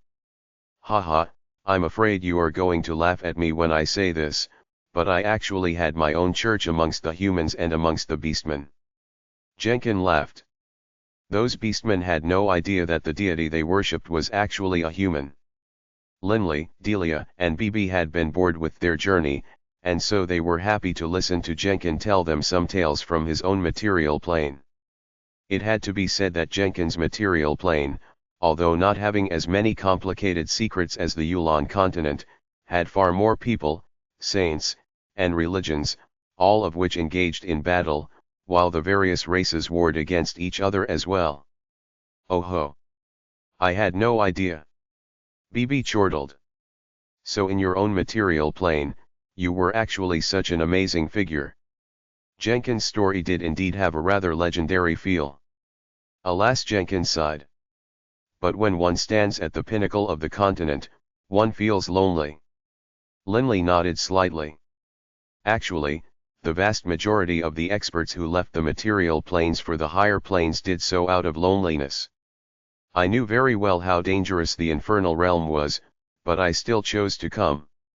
However, the degree of danger here in the infernal realm is far greater than I ever imagined. Jenkins said gratefully, if it hadn't been for you three helping out, I wouldn't even have been able to come up with 5,000 inkstones. Jenkins wasn't able to scrounge up 5,000 inkstones, but to Linley's group, 5,000 inkstones was like a single hair on the body of 9 bulls. While chatting with him, Linley's group had felt that Jenkins was a fine fellow, and so Bibi had magnanimously agreed to help Jenkins pay that 5,000 inkstone fee. The tens of millions of kilometers passed without incident. Roughly a month or so later, Linley's group arrived at the legendary Amethyst Mountains. This is the Amethyst Mountains. Linley stood in front of the metallic life form. Peering through the metallic life form's translucent windows, he could clearly see the vast, borderless Amethyst Mountains.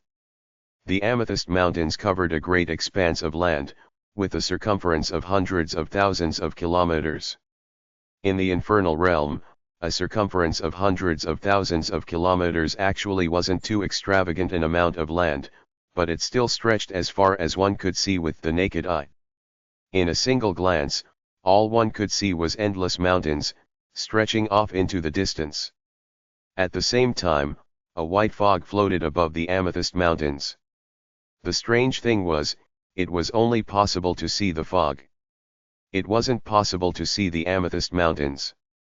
Indeed, as it was said in the books, the Amethyst Mountains, despite being a mountain range, is also known as the Fog Sea. From the outside, one can't see so much as a single rock. All one can see is an endless amount of white mist. Linley sighed as he spoke, while the nearby Jenkin, Delia, and Bibi all stared, spellbound, at the beautiful sight before them. An area of hundreds of thousands of kilometers, completely covered by coiling white mists. The light of the blood sun shone down from the skies into the white mist, creating brilliant scenes and colors that were indeed pleasing to behold. How strange! Delia exhaled in surprise. This large mountain range of hundreds of thousands of kilometers is actually completely wrapped by countless amounts of white mist, in a way which is so tight. The mist has persisted for countless years without dissipating. It truly is odd. Delia couldn't understand it at all. Linley, Delia, and Bibi had at least learned some things from books regarding the Amethyst Mountains. As for Jenkin, he was completely lost. This is the Amethyst Mountains. Jenkin still couldn't believe that this fog-shrouded area was the Amethyst Mountains. Let's go. We're heading down now. Linley, with a thought, made the metallic life form disappear into thin air. Linley, Delia, and Bibi all flew downwards, while Jenkin was caught slightly off guard at first, but he then quickly stabilized himself and also hurried downwards. The surface of the Amethyst Mountains was covered by the Fog Sea. Outside the Amethyst Mountains, however, there was a veritable flood of people flying about. The number was so staggeringly high that it could be described as shocking to hear. Many deities remained at the borders of this Fog Sea, hoping to be lucky enough to encounter amethysts. On the surface area in the perimeter outside the Amethyst Mountains, within Linley's line of vision, there were at least 3 ancient castles. As Linley's group of 4 drew near, immediately, 2 middle-aged men dressed in black uniforms flew over. They couldn't help but glance in Delia in surprise, clearly noticing that she was a high god fiend. In their hearts, they were puzzled. A high god fiend would come here to harvest amethysts. High god fiends, when serving as escorts, would receive compensation far greater than what they could receive by mining amethysts. Generally speaking, only demigods and gods would come harvest amethysts. After realizing that Delia was a high god fiend, the two immediately put on a noticeably better attitude. One of them, a golden-haired man, smiled and said, "Might I ask why you have come?" Bibi laughed and said, "The 3 of us are just going in to take a look. This kid here is coming to harvest amethysts." "Oh." The golden-haired man nodded. "The Amethyst Mountains are jointly governed by our 18 clans. But of course, we won't stop outsiders from going in. Whether for the purpose of tourism or for mining amethysts, all who enter will each pay 5,000 inkstones." Linley nodded slightly. The rule of paying an entrance fee of 5,000 inkstones was a rule that had persisted for countless years. Even the record books had noted this. "What if you don't have inkstones?" Jenkins suddenly asked. "Don't have them." The middle-aged man glanced at him sideways, then laughed calmly.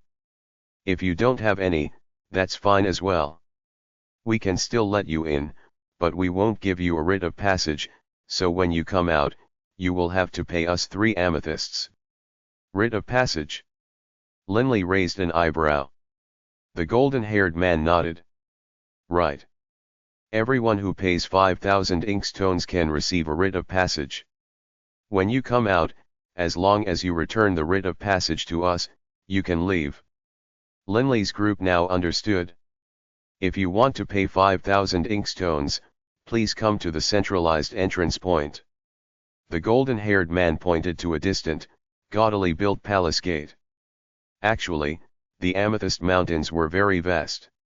One could enter them by any point through the air or the land. Remember, the writ of passage you receive has to be returned. If you want to flee, the golden-haired man smiled. Then you will suffer the attacks of the experts of our 18 clans. Heh. Just a reminder, that's all. Linley laughed calmly. Thank you. Immediately, he led Delia, Bibi, and Jenkin towards that entrance. Boss, that fellow seems to be rather arrogant. He keeps on saying 18 clans this and that. Bibi muttered.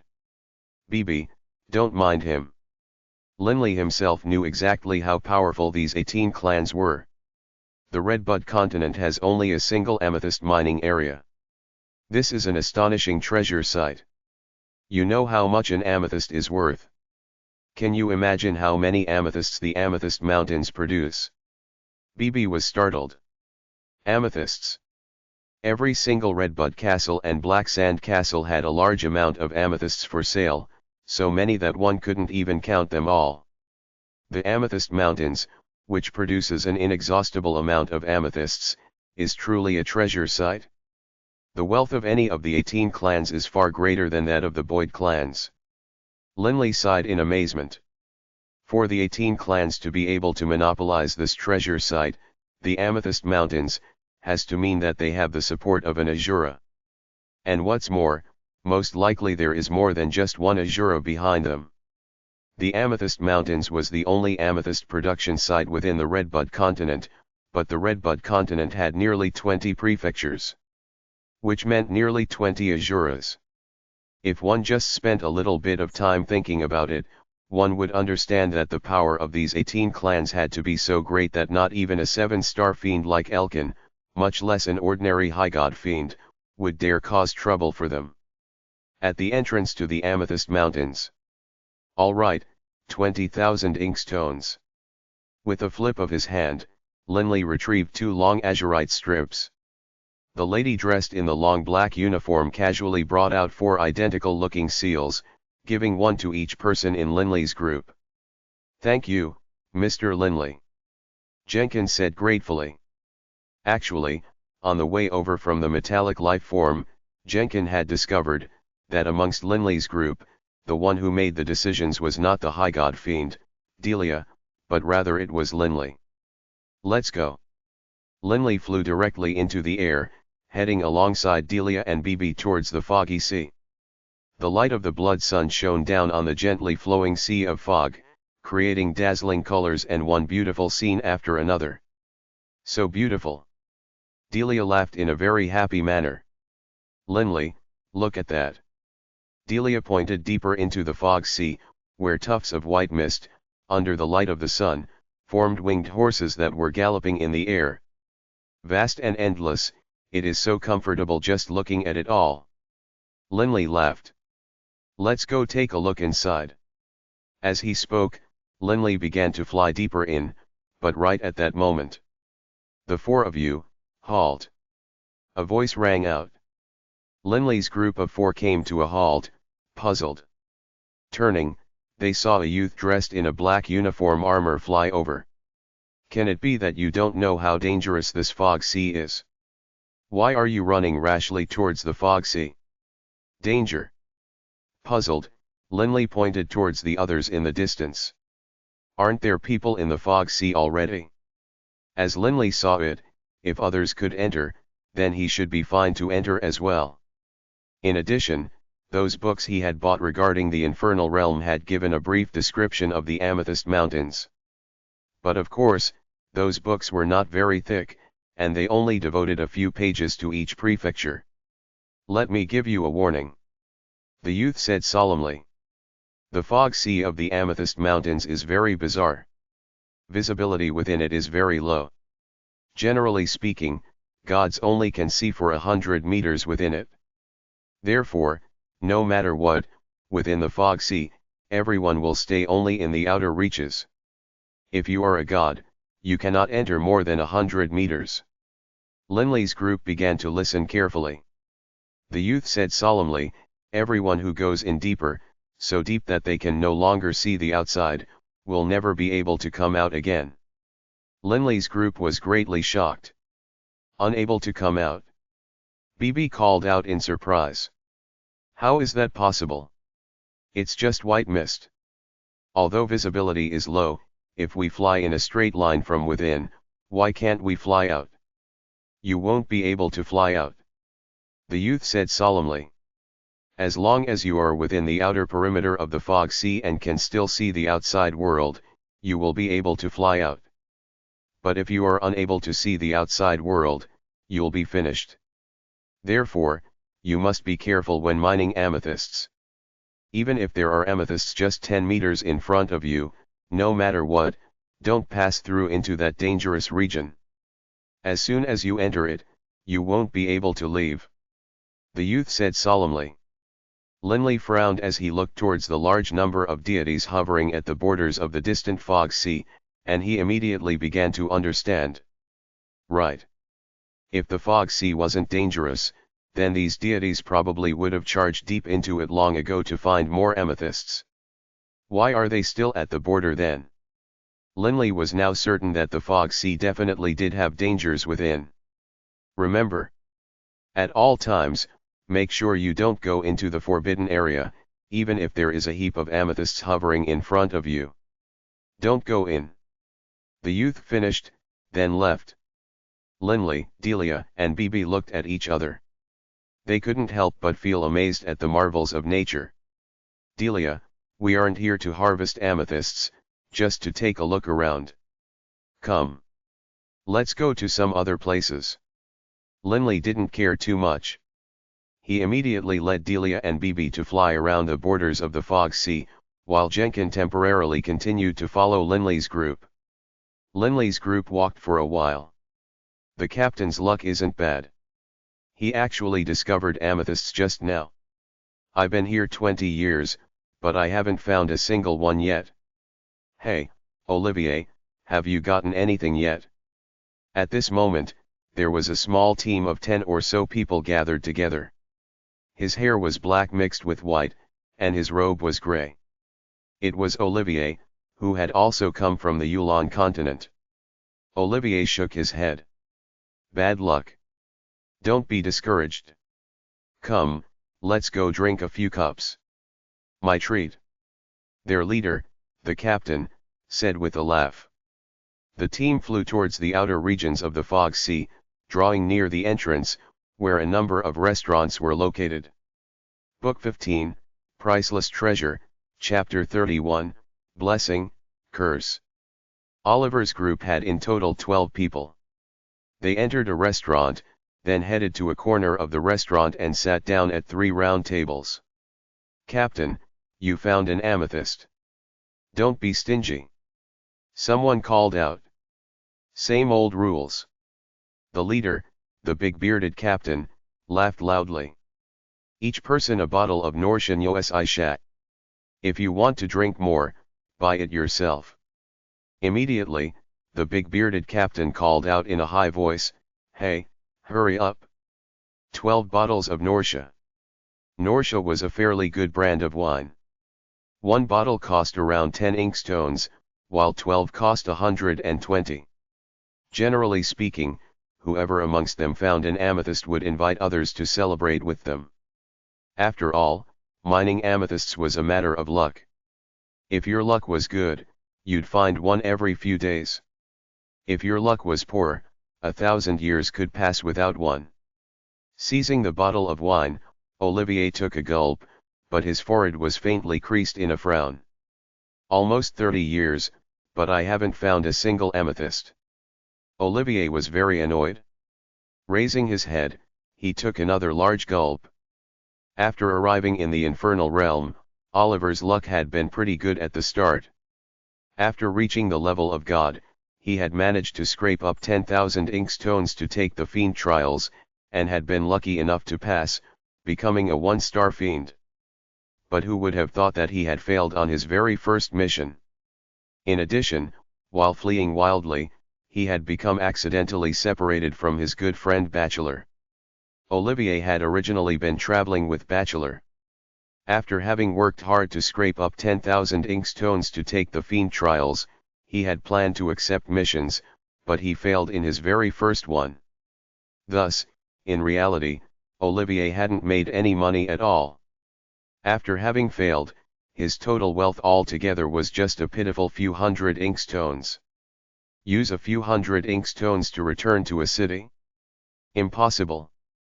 Fortunately, at that time, the mission point was fairly close to the Amethyst Mountains, and he had heard of the place before, and so he had carefully spent decades to stealthily make his way here. Per the rules of this place, as he had been unable to pay the 5,000 inkstone fee, he had to pay 3 amethysts before departing.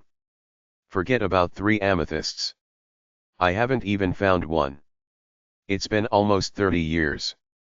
The more Olivier thought about it, the more miserable he felt. Raising his head, he took another large gulp of wine, draining half of it. This damn place, there's no way to take on missions here either. If he wanted to go back safely, he would have to have enough money. To have enough money, for Olivier, currently only a god, the only choice was to harvest amethysts. Olivier, hey.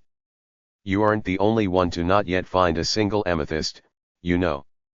Someone nearby said. Don't be discouraged. Last time, didn't we run into that unlucky fellow who had been here for 10,000 years without finding an amethyst? Olivier forced out a smile. He had to stay on good terms with these people. Harvesting amethysts in the Amethyst Mountains wasn't necessarily safe. This wasn't a city, after all. In the Amethyst Mountains, if one was lucky enough, one might acquire a pile of amethysts all at once, but many people, upon seeing this fortune, might kill the person who acquired it and rob them of it.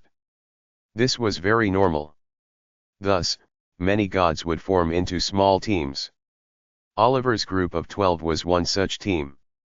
At least, they were able to protect themselves. Tens of thousands of kilometers away from Olivier, Linley's group of 4 was traversing the boundaries of the Fog Sea. Linley's group hadn't come here to harvest amethysts, just to enjoy the scenery. Jenkin, you don't have to follow us. You can go harvest your amethysts. We'll just stroll around the Amethyst Mountains for a time. In a day or 2, we'll probably leave. Linley turned to glance at Jenkin and said casually. Jenkin felt gratitude in his heart towards Linley's group. Mr. Linley, the 3 of you have shown me, Jenkin, such benevolence. I truly don't know how to repay you. In addition, after you leave, who knows how long it will be before we meet again. What's more, mining amethysts is purely a matter of luck. Perhaps by staying alongside the rest of you, Mr. Linley, I'll be able to run into some amethysts. Jenkin jested. Not bad, kid. You are a loyal friend. BB slapped Jenkin on the shoulders, pretending to be wizened and experienced. Linley laughed and nodded. Fine, then. We'll accompany you in mining amethysts. I want to see if in the next day or 2, we'll be lucky enough to acquire one. The white mist billowed about, and Linley glanced at the boundless white mists. Let's go. Let's go inside the white fog. Remember, everyone. No matter what, keep your eyes peeled on the outside. Make sure that you are able to see the outside. As he spoke, Linley, Delia, BB, and Jenkin all entered the white fog. Linley stared into the white mist in suspense. This white mist is so cool and refreshing. The temperature in the white mist was very low. When it encountered the skin, it felt like ice cubes. But Linley's group didn't mind.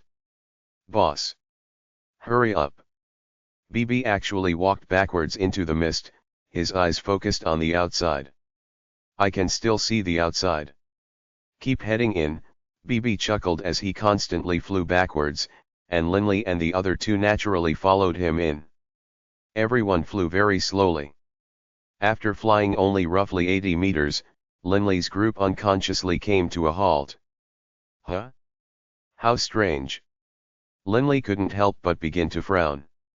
Whoosh.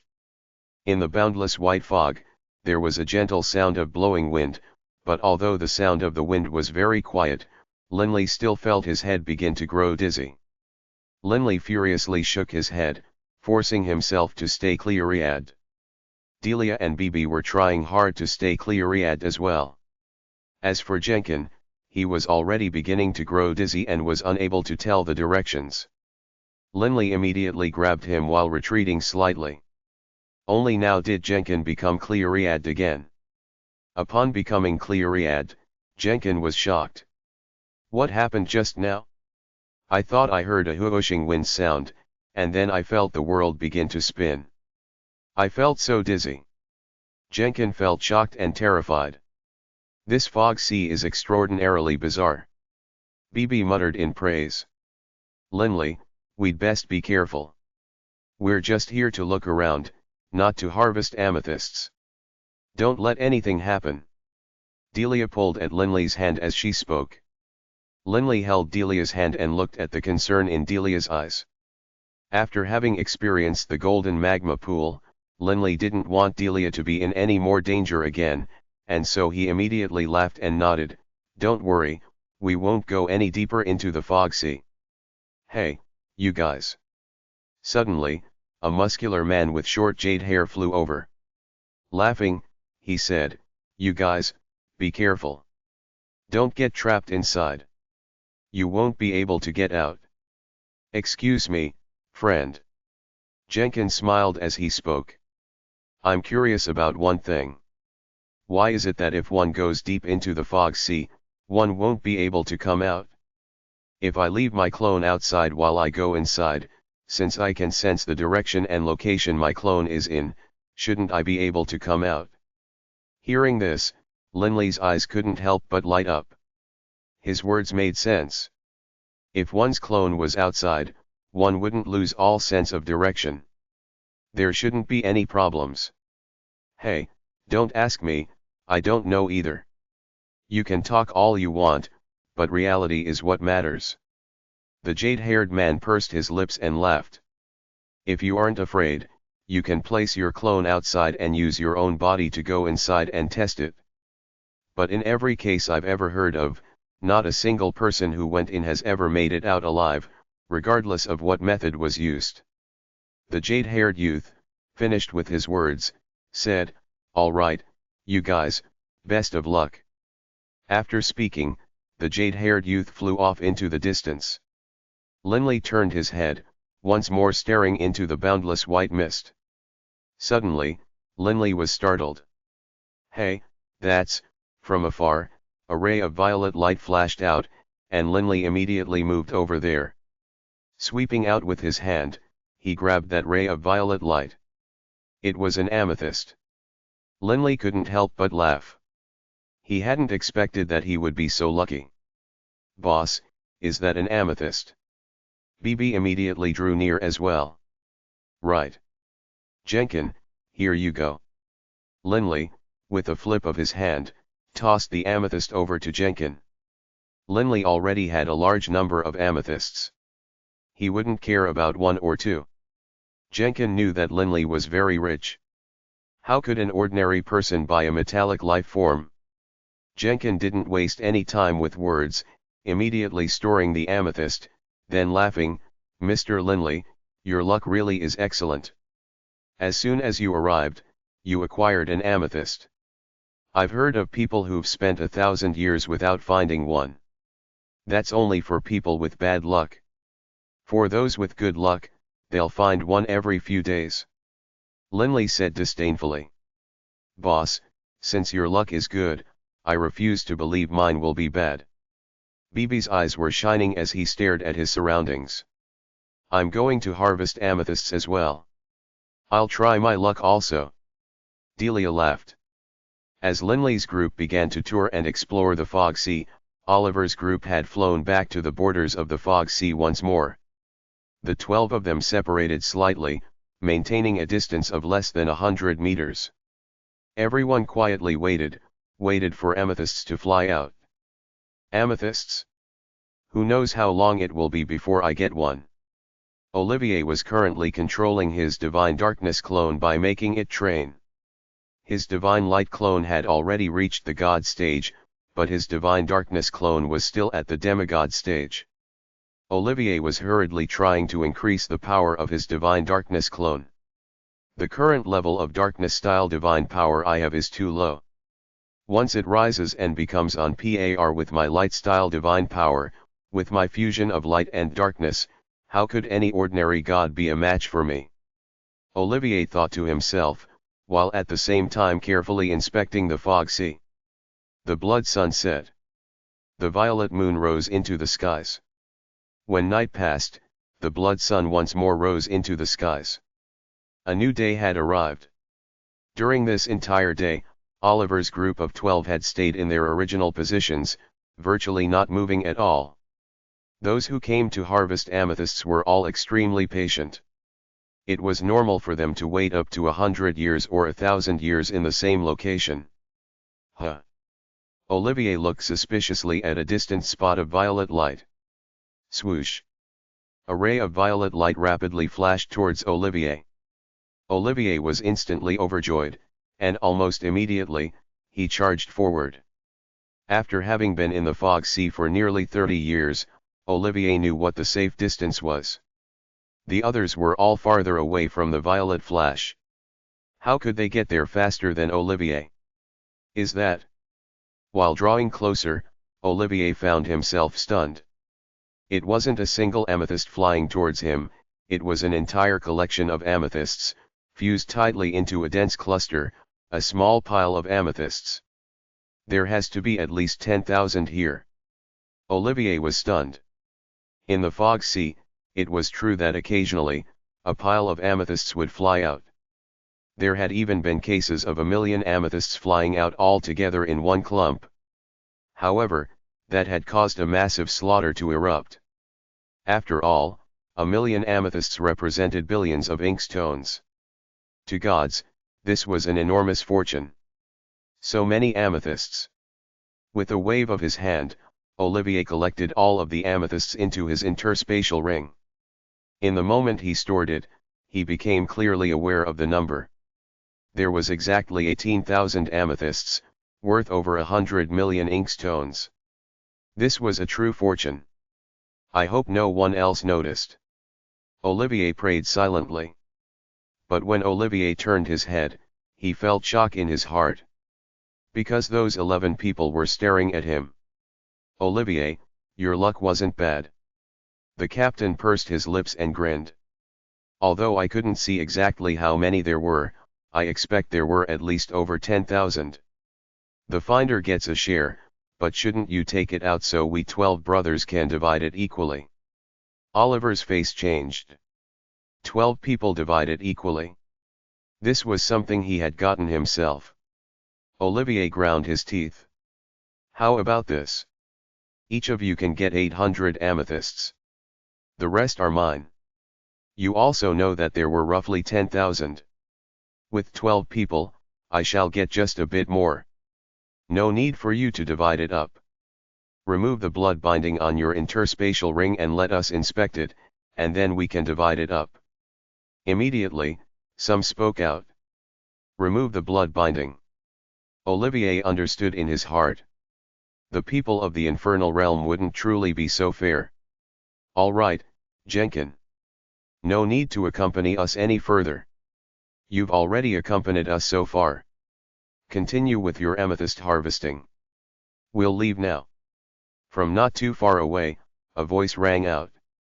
When this voice entered Oliver's ears, it caused Olivier to have a very familiar feeling. This was a familiar person's voice. Mr. Linley, be careful on your journey. Another voice rang out. Olivier was instantly shocked. Linley. Olivier turned to look at the source of the voice, and within the hazy white mist, Linley, Delia, and Bibi were currently flying together. Bibi glanced over towards him as well, and then chuckled, "Boss, look, a group of people are surrounding one person, and, hey, that guy, hey, boss, that's Olivier." Book 15, Priceless Treasure, Chapter 32, Violet Light Rising to the Heavens. Surprised, Linley turned to look as well. It really is Olivier. But currently, Olivier was surrounded by a group of people.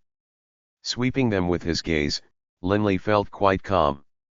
These 11 are all gods. Nothing to fear.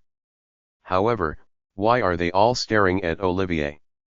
Can it be that Olivier has received some sort of treasure? While thinking this, Linley began to fly towards Olivier, and Delia and Bibi were naturally by his side. "Haha, Olivier, what's going on?" Bibi chortled. "Need us to help out?" Olivier saw Linley's group of 3 fly over, and he immediately recognized them. Linley, his wife, and that Bibi. Olivier couldn't help but laugh bitterly to himself. As he saw it, Linley in the past had only been a demigod. After dozens of years had passed, Linley would at most be a god. The 3 of you came at such a time. Olivier sighed to himself. At such an urgent moment, Olivier hadn't carefully inspected the strength of Linley's group. After all, in Oliver's mind, Linley's group of 3 consisted of just 3 gods. But there were 11 gods surrounding them.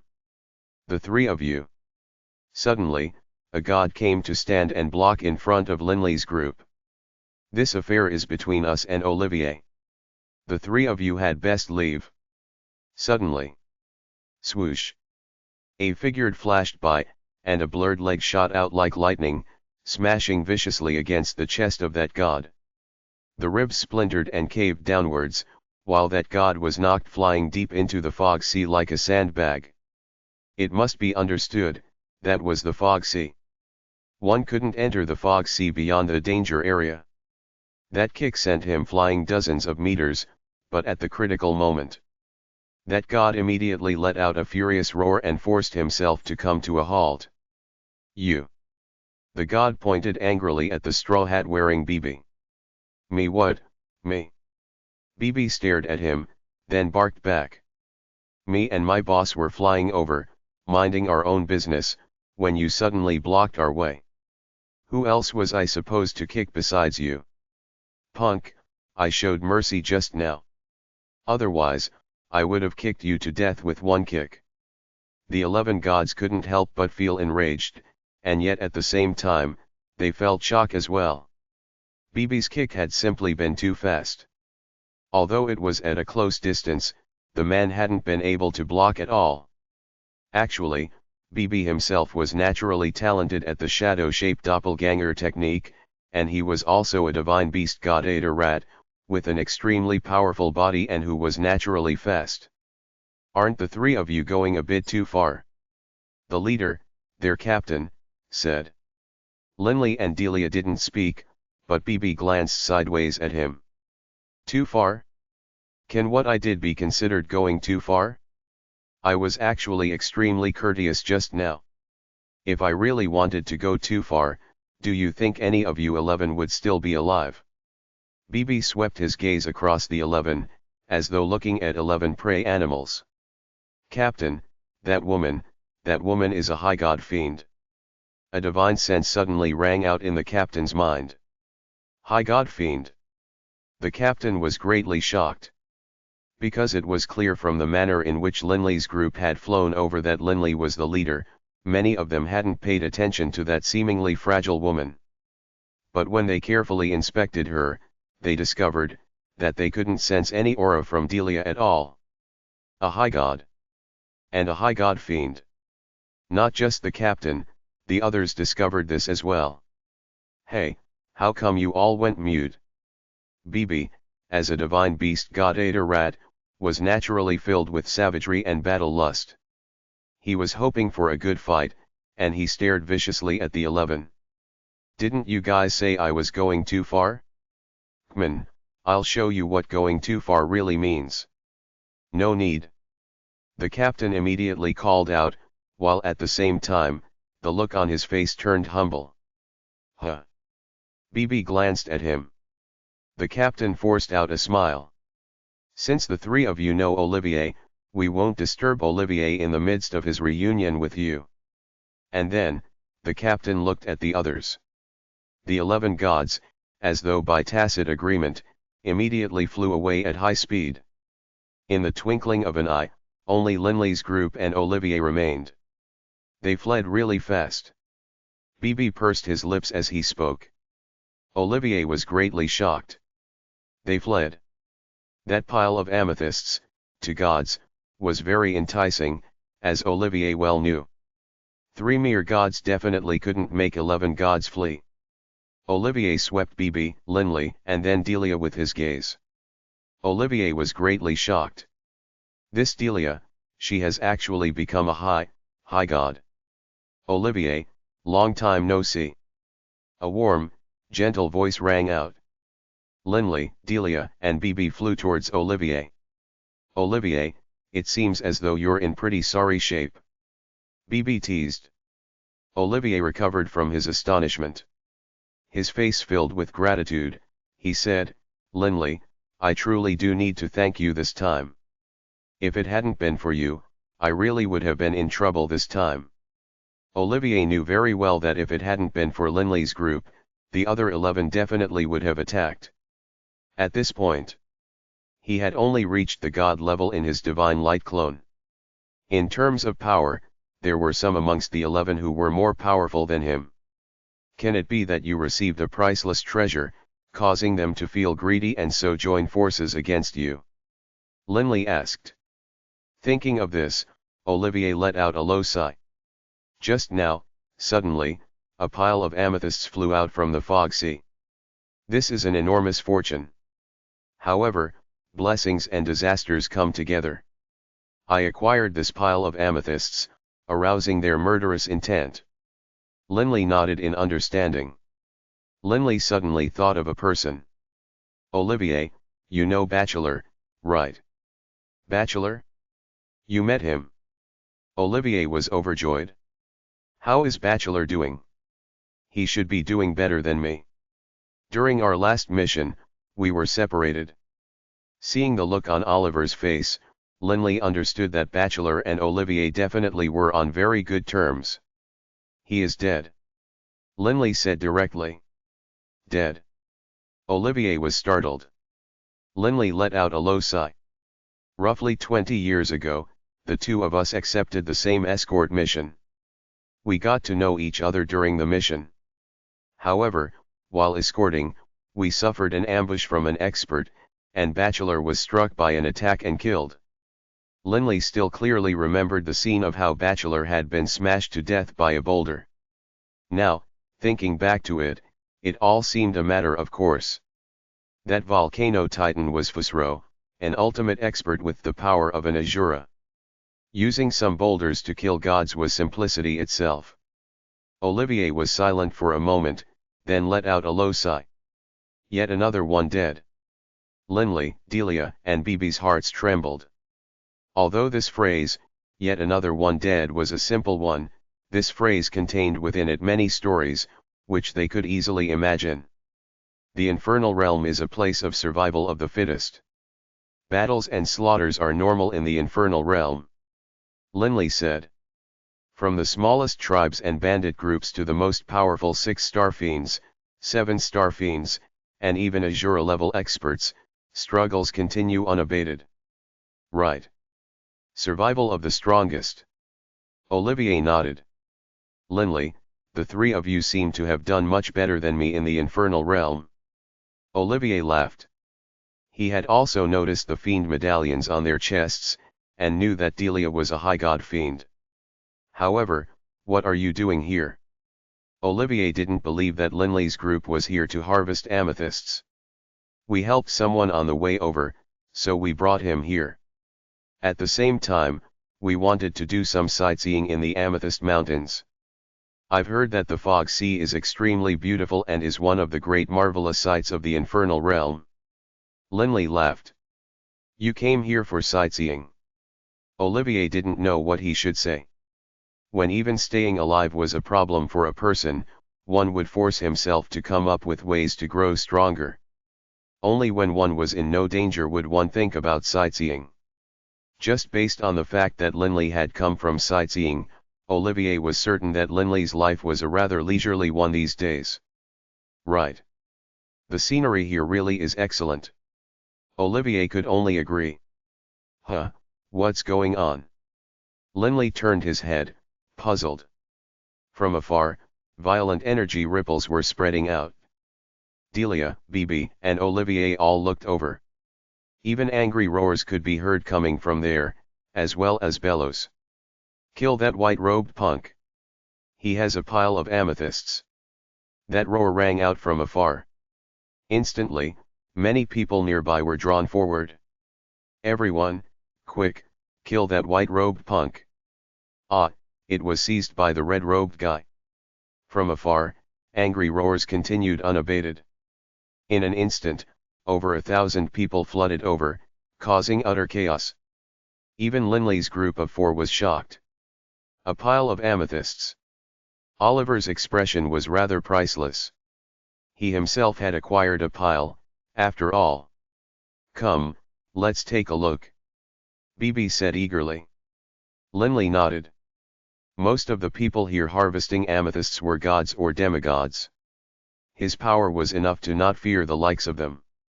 By the time Linley's group of 4 drew near, the violent battle sounds had died down, as a pursuit had begun instead. A group of people were chasing after a green-robed man who wielded a long black spear, who was frantically fleeing at high speed. Linley's group swept this many people flying about in front of them. It seems that pile of amethysts was taken by the green-robed man. Linley said with a calm laugh.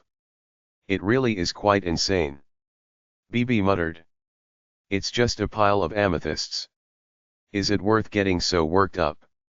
Olivier said, that pile of amethysts, each amethyst is very small, and so a small pile represents more than 10,000 amethysts. That's worth 70 or 80 million inkstones. To gods, this is indeed a huge fortune. Bibi was utterly disdainful. With a net worth of over 200 billion, how could he care about an amount like that? But of course, that bit of money isn't much in the eyes of a high god fiend. Olivier continued. Ah! A pile of amethysts. Kill him. In another direction, yet more angry shouts could be heard, and instantly, from afar, a wild series of battles could be heard to start. Bang! From yet another direction, exploding sounds rang out. Linley frowned. Wait. Something's wrong here. Linley could clearly sense that right now, there were many different areas which were emanating with the sounds of violent energy ripples. Clearly, battles were going on everywhere. Generally speaking, 1, 2, or even dozens of amethysts couldn't cause these gods to battle like this. Only if a large pile of amethysts appeared would this happen. Acquiring amethysts was a matter of luck. But now, battles were occurring in many areas. What is going on? Delia was puzzled and frowned. Can it be that there are many areas with piles of amethysts flying out? Delia's guess was correct. Right at this moment, the entire amethyst mountain seemed to suddenly become generous. In multiple areas, large numbers of amethysts flew out, sometimes by the piles. Each pile had at least 1,000 amethysts, while the largest had more than 1,000,000 amethysts flying out in a clump. Utter chaos. So many amethysts caused the gods to go insane. The amethyst mountains covered a circumference of hundreds of thousands of kilometers. Around the amethyst mountains, there were 18 ancient castles scattered in different locations, each of which was the base for one of the 18 clans. But right now, there were people hovering in the air above all 18 castles. Milord, so many amethysts have charged out. The amethyst mountains seemed to have gone wild. In the air above a castle, a black-robed man and a violet-robed man were hovering in the air, staring at the fog sea. The black-robed man spoke respectfully. The violet-robed man stared at the fog sea. A look of delight appearing on his face. Ha ha, violet light rising to the heavens. It truly is violet light rising to the heavens. After so many years, the fog wave of the Amethyst Mountains has finally once more descended. Ha ha, the violet-robed man was overjoyed. Right now, looking at the fog sea from outside. Deep within the fog sea, an eye-piercingly brilliant violet glow had risen into the skies, piercing straight through the foggy clouds.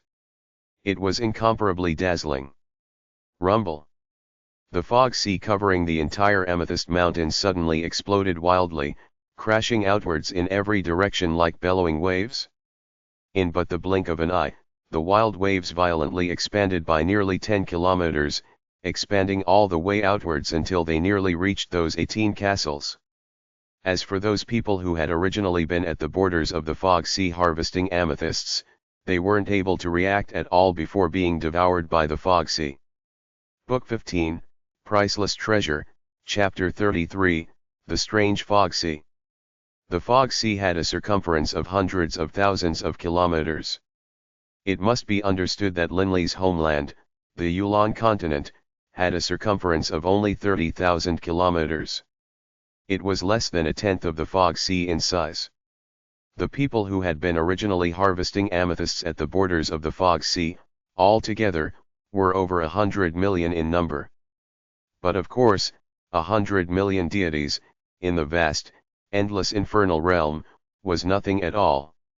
These 100 million people were all swallowed up, leaving behind only the overseeing staff of the 18 clans at the outer perimeter, as well as the staff of those 18 castles. Haha, one can harvest for 1 trillion years without getting as much as we will today. A violet-robed figure standing in the air above one of the castles was filled with eagerness, and he barked towards the people below, "Send the order. All oversight squads are to go collect amethysts. Any who take them for themselves, upon being discovered, are to be put to death." "Yes, milord." From within this castle, a flood of people flew out, numbering more than 1,000. They dispersed into the air around the Amethyst Mountains. The uniformed oversight squads also began to quickly harvest amethysts in accordance with the order. The staff members of the 18 clans all began to wildly harvest. Whoever harvested more and faster would earn more. Outside the roiling fog banks, a large number of figures could be seen scurrying about, and many amethyst stones which flew out at high speed were collected into interspatial rings. So many amethysts. A bald man dressed in a uniform muttered, while waving his hand, snatching a flying pile of amethysts into his interspatial ring. "Is this harvesting? This is just grabbing money. I really want to get some for myself." The subordinates of the 18 clans were all astonished and envious, but they didn't dare to take any for themselves. Because after each harvesting, their interspatial rings would be inspected. They weren't permitted to take so much as a single amethyst for themselves. "How many amethysts will the clan acquire this time? I've already collected more than 100,000 amethysts by myself. Our clan alone has at least 100,000 people like me. Good heavens, doesn't that mean there will be more than 10 billion amethysts? That represents more than 100 trillion inkstones." A simple calculation made by those uniformed harvesters frightened them out of their minds. What's more, they had only been harvesting for a short while. The fog sea continued to roil about, with large amounts of amethysts shooting out at high speed everywhere. It was indeed a fact that the rewards the 18 clans had reaped over 1 trillion years would not be as much as they would reap from the fog wave of today. "All of you, hurry up!" Those higher-level staff members shouted. "Hurry up and harvest them. Don't let the other clans take them away." As they shouted loudly, they would occasionally deign to reach out and snatch some amethysts as well. After all, sometimes a single pile of amethysts had hundreds of thousands of amethysts in them. That represented a fortune of trillions of inkstones. Grabbing money. This money-making speed was simply too ridiculous. No wonder the 18 clans were so excited about this fog wave. The fog wave brought the 18 clans enormous wealth, but at the same time, the fog wave swept those pitiable gods and demigods all into the depths as well. Because of the sudden expansion by nearly 10 kilometers, the people who had been within the fog sea's borders were all now nearly 10 kilometers within it. 100 meters was the danger line. 10 kilometers? None of them would be able to return. Linley, Delia, Bibi, and Olivier had been chatting and laughing about going to a restaurant to eat. But who would have expected that the fog sea would suddenly expand? It must be understood that normally, the fog sea constantly roiled about, and Linley's group was within the borders of the fog sea. They weren't able to notice that the fog sea had expanded. In addition, the actual expansion of the fog sea was simply too fast. In but an instant, Linley's group of 4 entered the danger zone. They didn't actively go in, but the fog sea had expanded. 10 kilometers deep into the fog sea? At 100 meters distance, their heads would go dizzy. 10 kilometers? Whoosh! That low, rumbling wind constantly rang out, and one attack after another hammered against their souls.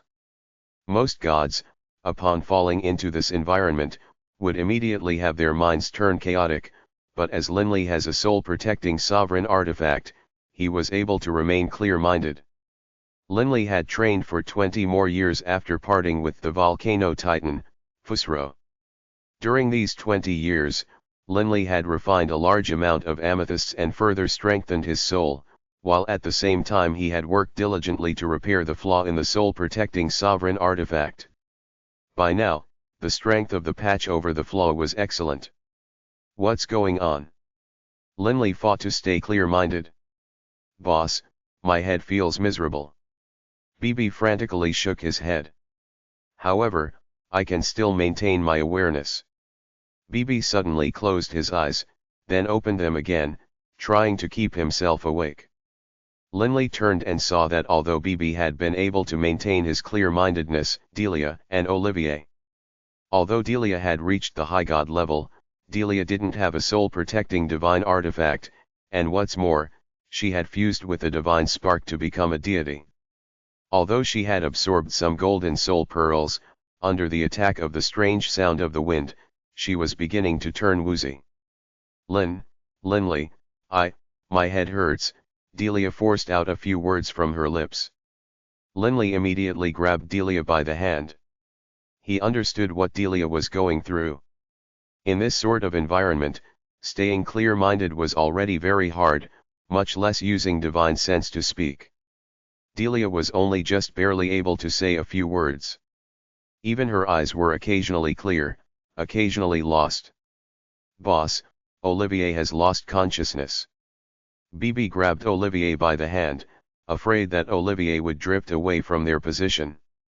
Olivier isn't able to stay conscious. Linley was secretly shocked. Olivier had a mutated soul, and yet even he wasn't able to stay awake. Linley stared at the surroundings.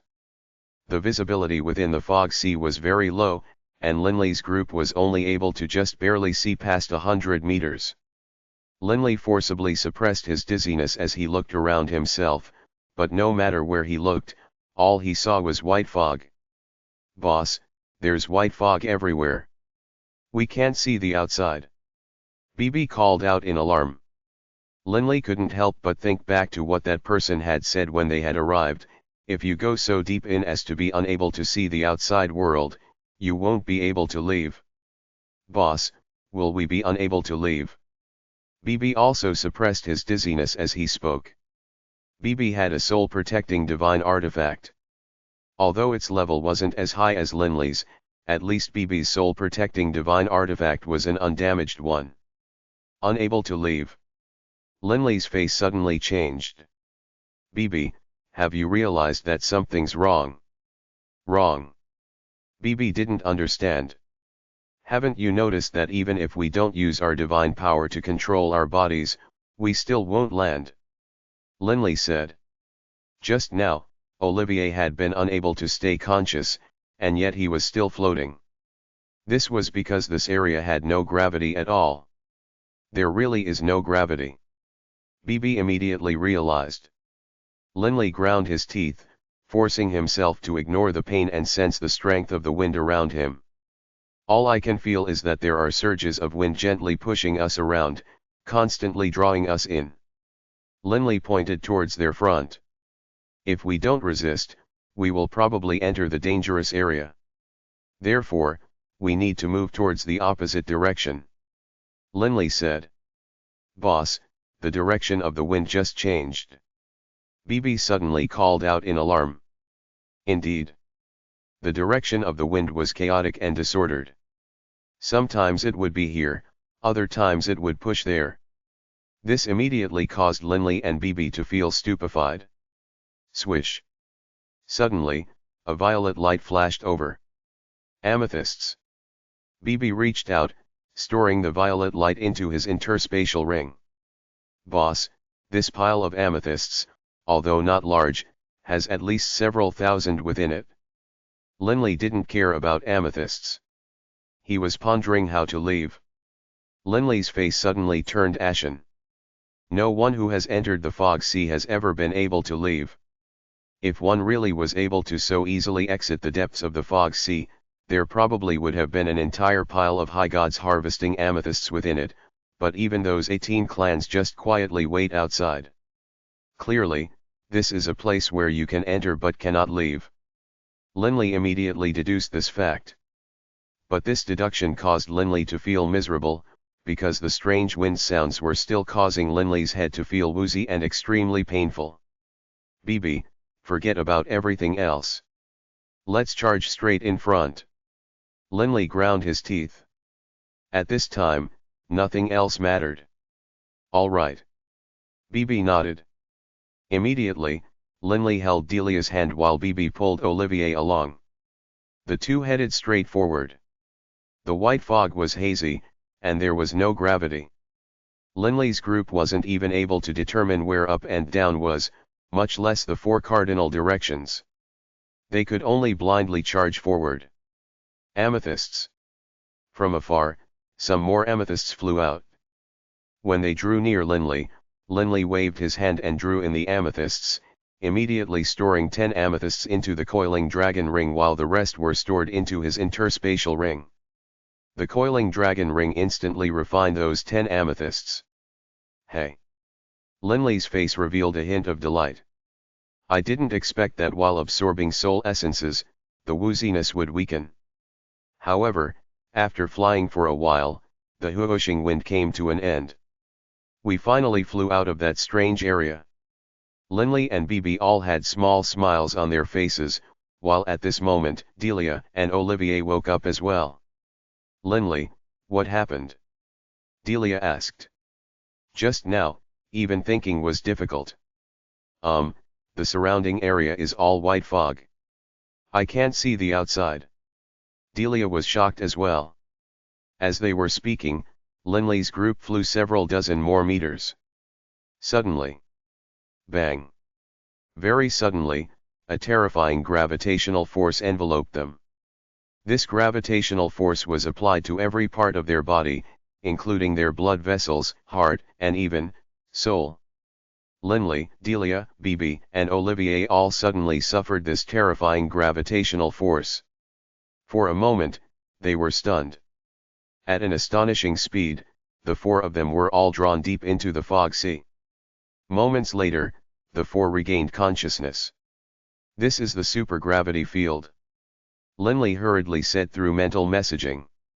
More precisely speaking, this is the law of the Earth's profound mysteries of gravitational space.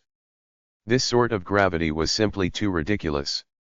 Linley hadn't been able to resist at all. At most, he was able to reduce his speed. All 4 of them were working hard to reduce their speed. Gravitational space. Delia looked towards Linley. It's slightly different. Linley said hurriedly. Gravitational space is just one type of powerful gravity which generally applies throughout one's body. It doesn't have any effect on the soul. But this damn place, Linley couldn't help but shake his head as he spoke. It seemed as though that surge of strange energy even had a strange, strong attractive force to souls. A gravitational effect that works on souls. Linley felt that this was utterly senseless. The white fog was everywhere. Linley's group was only able to see so much. Right at this moment, however, an amethyst flew over at such high speed that Linley wasn't able to react at all. In the same instant it arrived at Linley, suddenly. Crunch. The amethyst actually pierced directly through Linley's pulse-guard armor, then just barely pierced through Linley's body. After having pierced through, though, the speed of this amethyst dropped dramatically, and it didn't have sufficient momentum to resist that gravitational field. Immediately, the terrifying gravitational force caused it to halt, then reverse direction and move faster. Linley was astonished. A single amethyst passing through his body hadn't caused too much damage, but the speed of this amethyst was too astonishing. This sort of striking power caused even my pulse-guard armor to be unable to withstand it. "Boss, there's people over there." BB sent through a soul message. Linley's group of 4 struggled to resist the attractive force and slow down, but someone next to Linley flew past them at astonishing speed, not resisting at all. Because his skull had been riddled with gaping wounds. "He's dead." Olivier sent through a mental message. Linley nodded slightly. He should have been killed by those suddenly appearing amethysts, which shot through his head. In the white fog, visibility was lowered to 100 meters.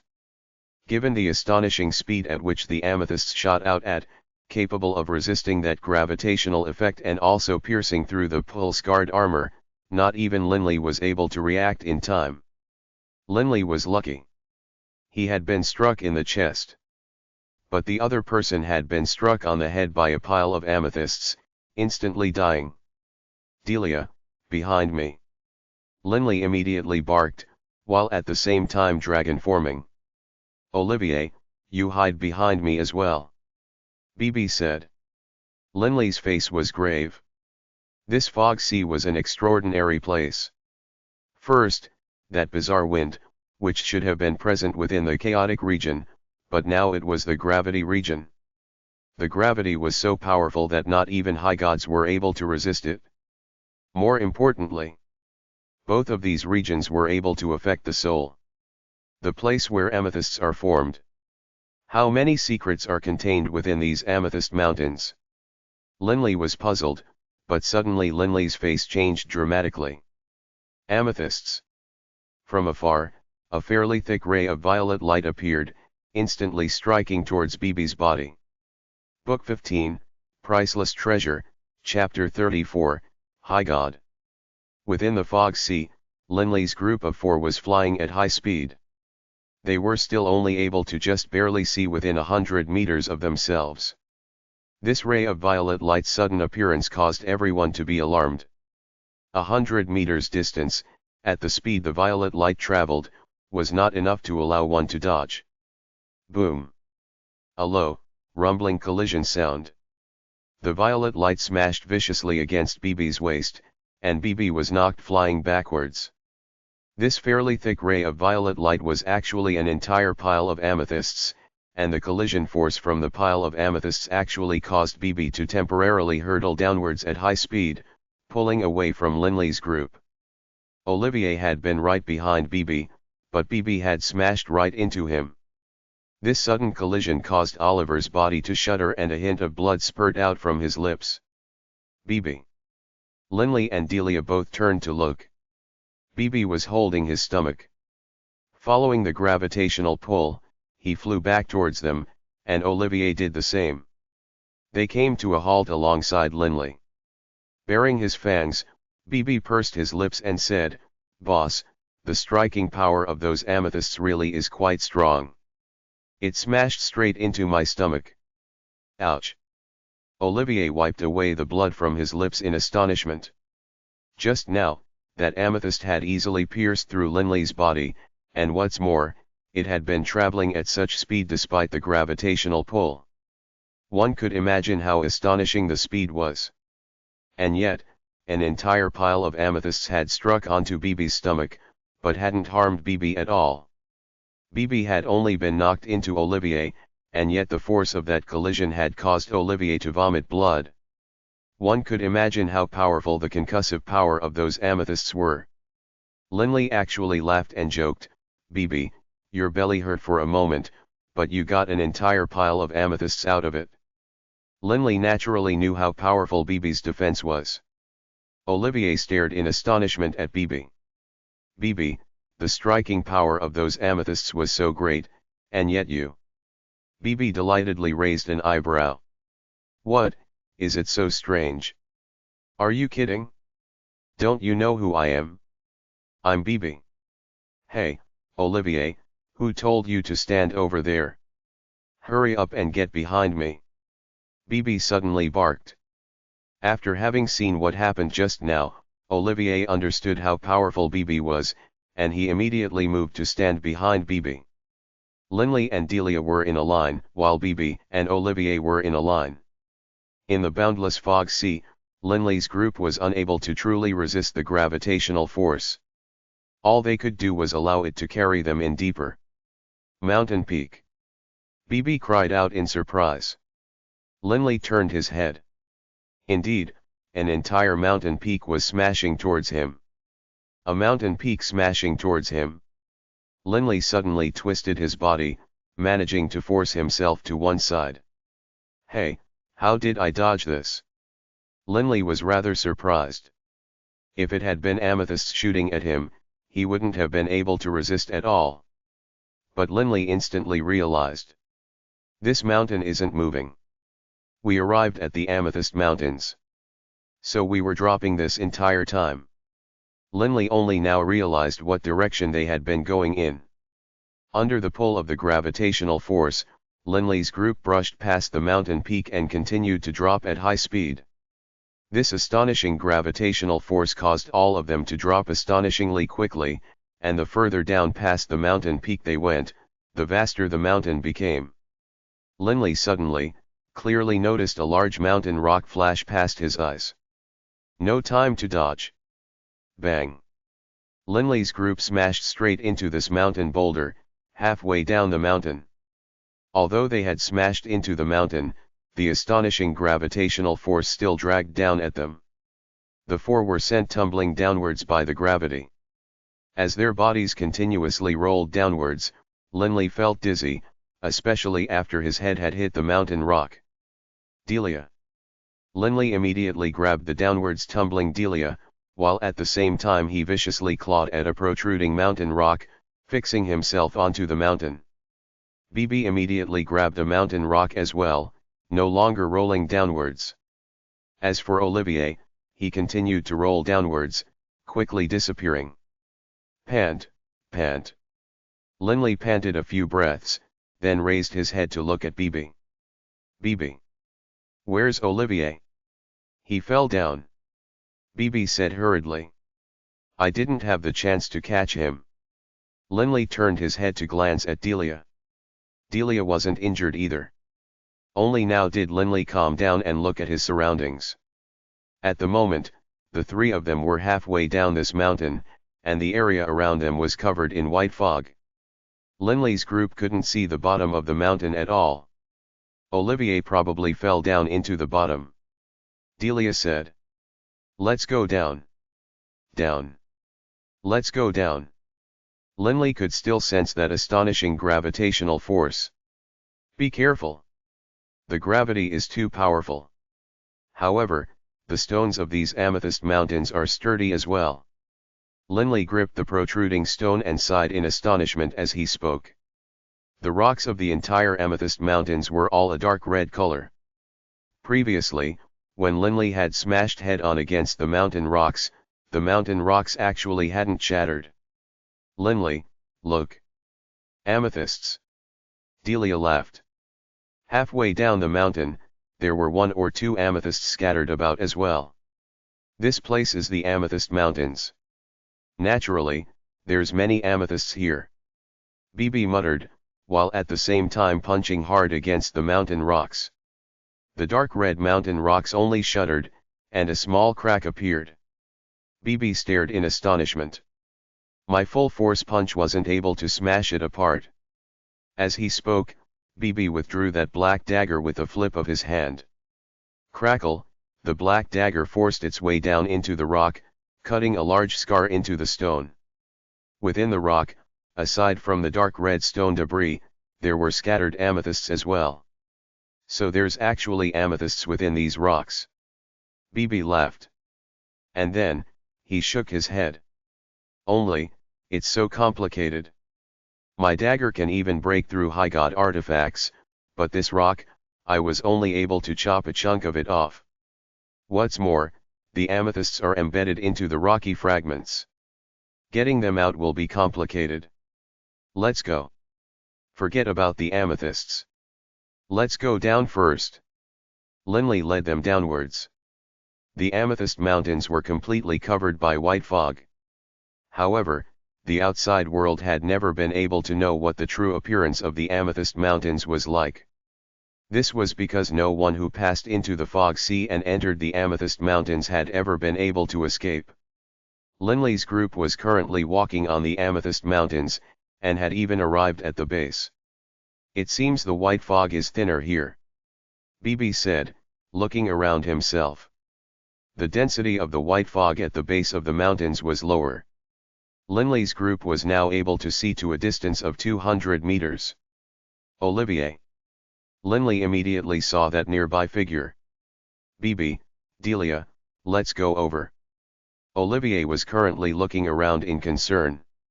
He was surrounded by that bewildering white fog. He had rolled all the way down, in the end landing at the base of this mountain peak. However, in the nearby area, he wasn't able to see any people at all.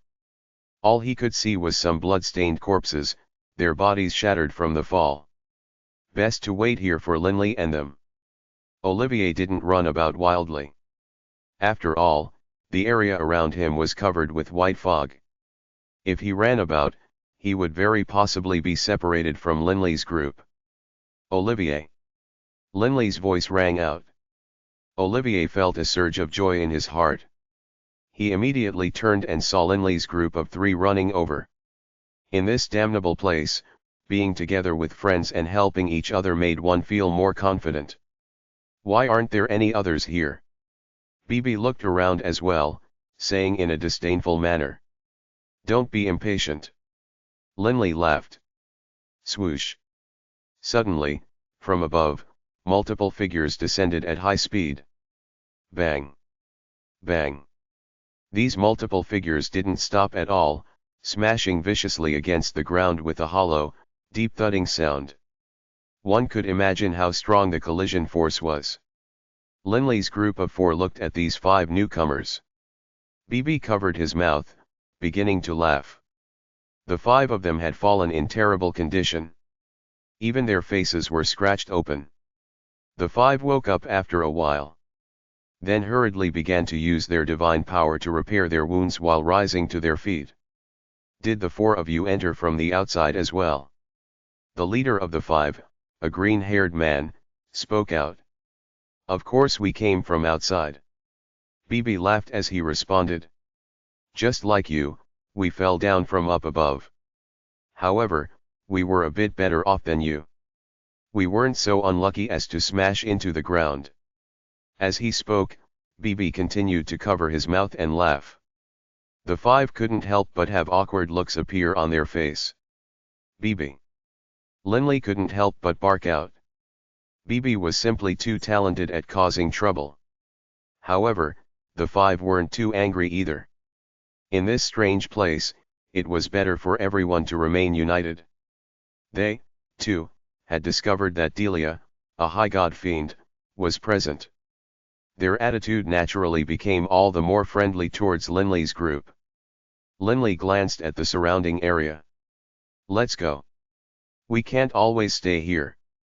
Let's go to some other areas and take a look.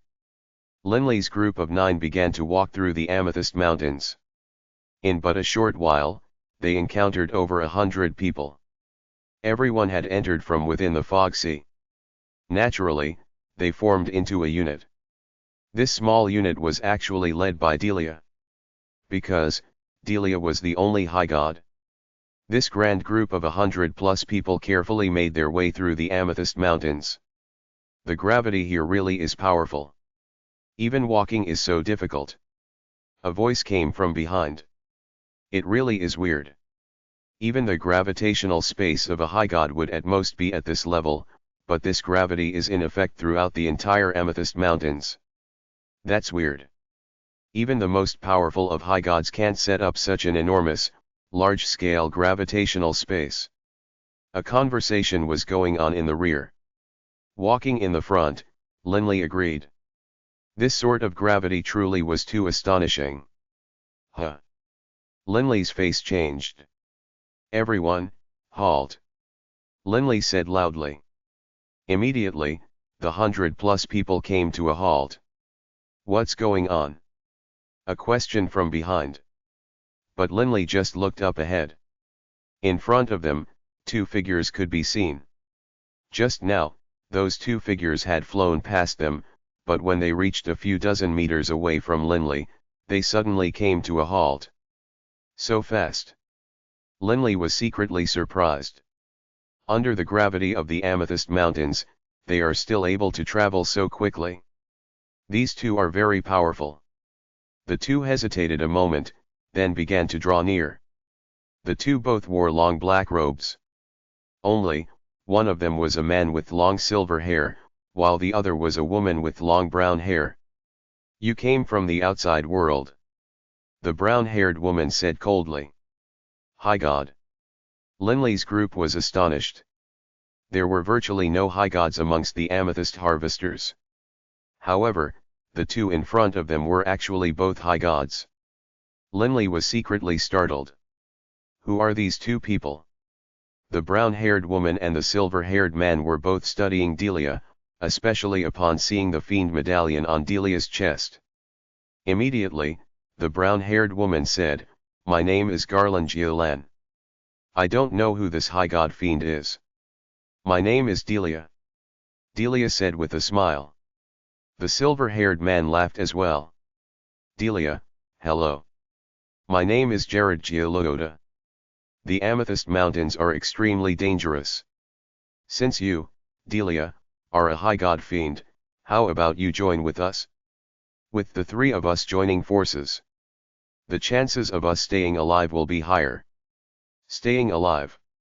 Delia was stunned. Linley couldn't help but be startled as well. So the situation really was dire. These Amethyst Mountains are filled with many dangers. Even these two high gods speak of staying alive. Linley couldn't help but feel a sense of pressure. At this moment, the group of gods behind Linley immediately grew nervous and started chatting amongst themselves. None of them were idiots. Hearing the words of the silver-haired man, they understood that the Amethyst Mountains definitely were very dangerous. Might I ask if I can bring a few people into the group? Delia asked. You cannot. The brown-haired woman said with utter decisiveness. It is very dangerous right now. We aren't even certain of our ability to protect ourselves.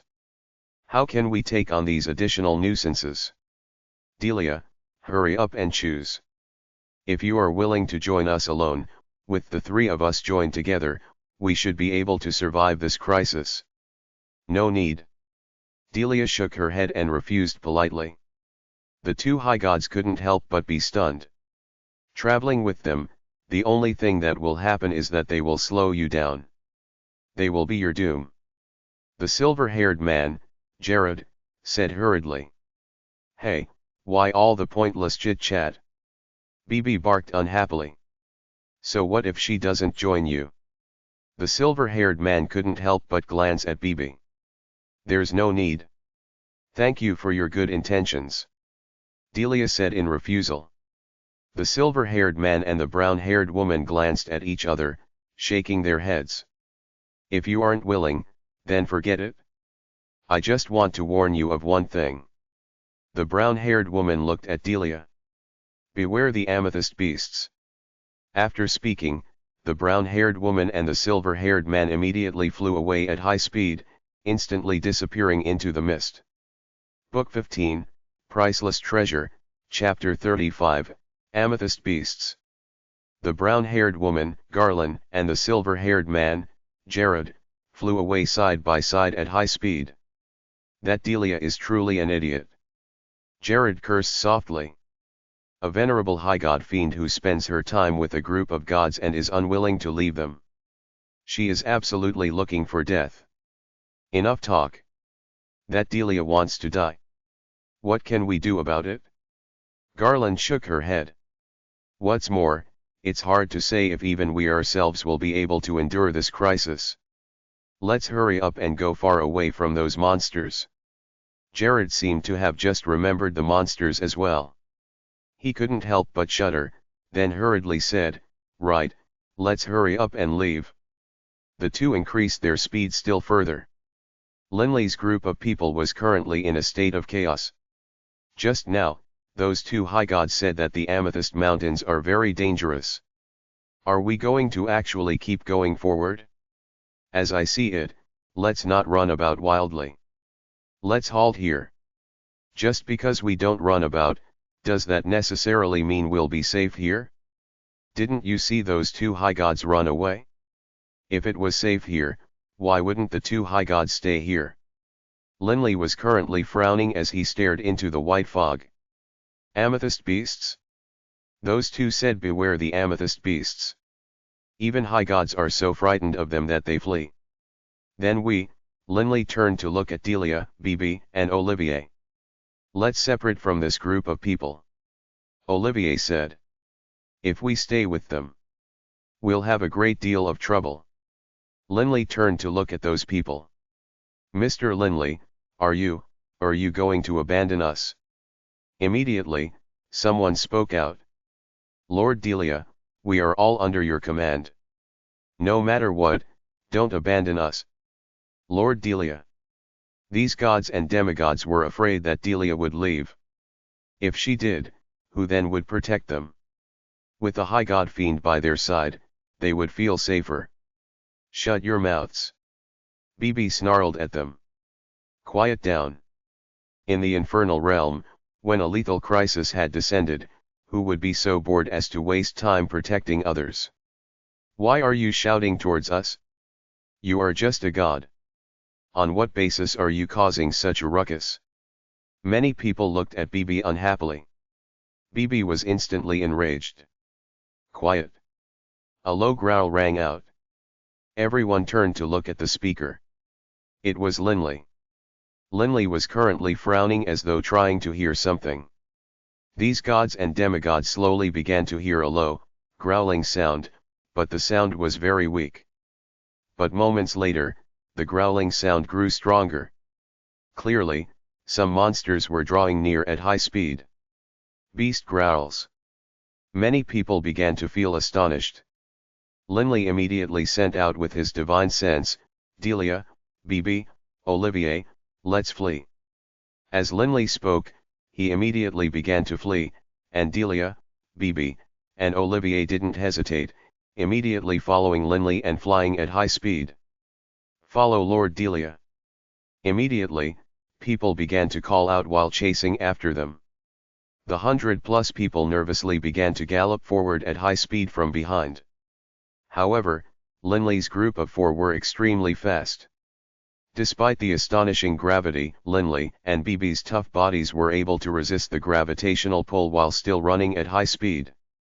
Delia was a wind-style high god, also very fast. The slowest was Olivier, but he was a light-style god, adept at speed. The 100+ others were slowly falling behind them. However, roar, roar. The angry roars reverberated in the skies, while at the same time drawing near at high speed. The speed was so fast that it was actually far faster than the likes of Linley and the others. Such astonishing speed.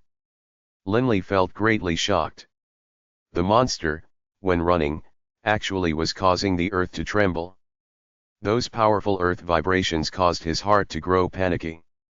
Roar, roar. The bestial roars grew closer and closer, as though coming from directly behind them. Ah! What sort of a monster is that? Kill the monster, kill it, Arg, die. Aia. Lord Delia, save us, aia. Bellows and fierce screams rang out from behind them. Linley, Delia, Bibi, and Olivier couldn't help but turn to look. As they did, they were shocked. Its body looked like that of a ferocious lion. It was 4 meters tall and more than 10 meters long.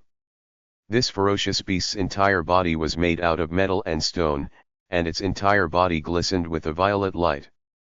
The divine weapons of those gods, when landing on its body, weren't able to harm it at all. The strange thing was, on its head, there were 3 sharp horns that were positioned in the shape of a triangle, while on its back, there were over 100 sharp spikes that covered its entire back. 108 spikes. Linley could immediately tell. And its entire body emanates an amethyst aura. Its entire body glistens with a violet light, and in coloration and aura, it seems very similar to amethysts. Can it be that its entire body is made out of amethysts?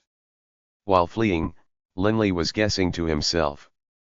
The amethyst beast chased after them, 2 of them, in fact. These 2 amethyst beasts opened their vicious maws, as though wanting to crunch and bite these deities in half, then swallow the upper half of their bodies into their bellies. Roar. The amethyst beast's blood-red eyes swept across the area, and it swept out its fierce claws casually. Bang! A divine artifact was smashed aside, and then a deity's body was smashed as well. The deity's head wanted to fly away, but under the powerful gravity, it was extremely hard to fly. The amethyst beast opened its maw to devour the head, directly swallowing the deity's head into its stomach. In the blink of an eye, nearly 20 people had died. Flee.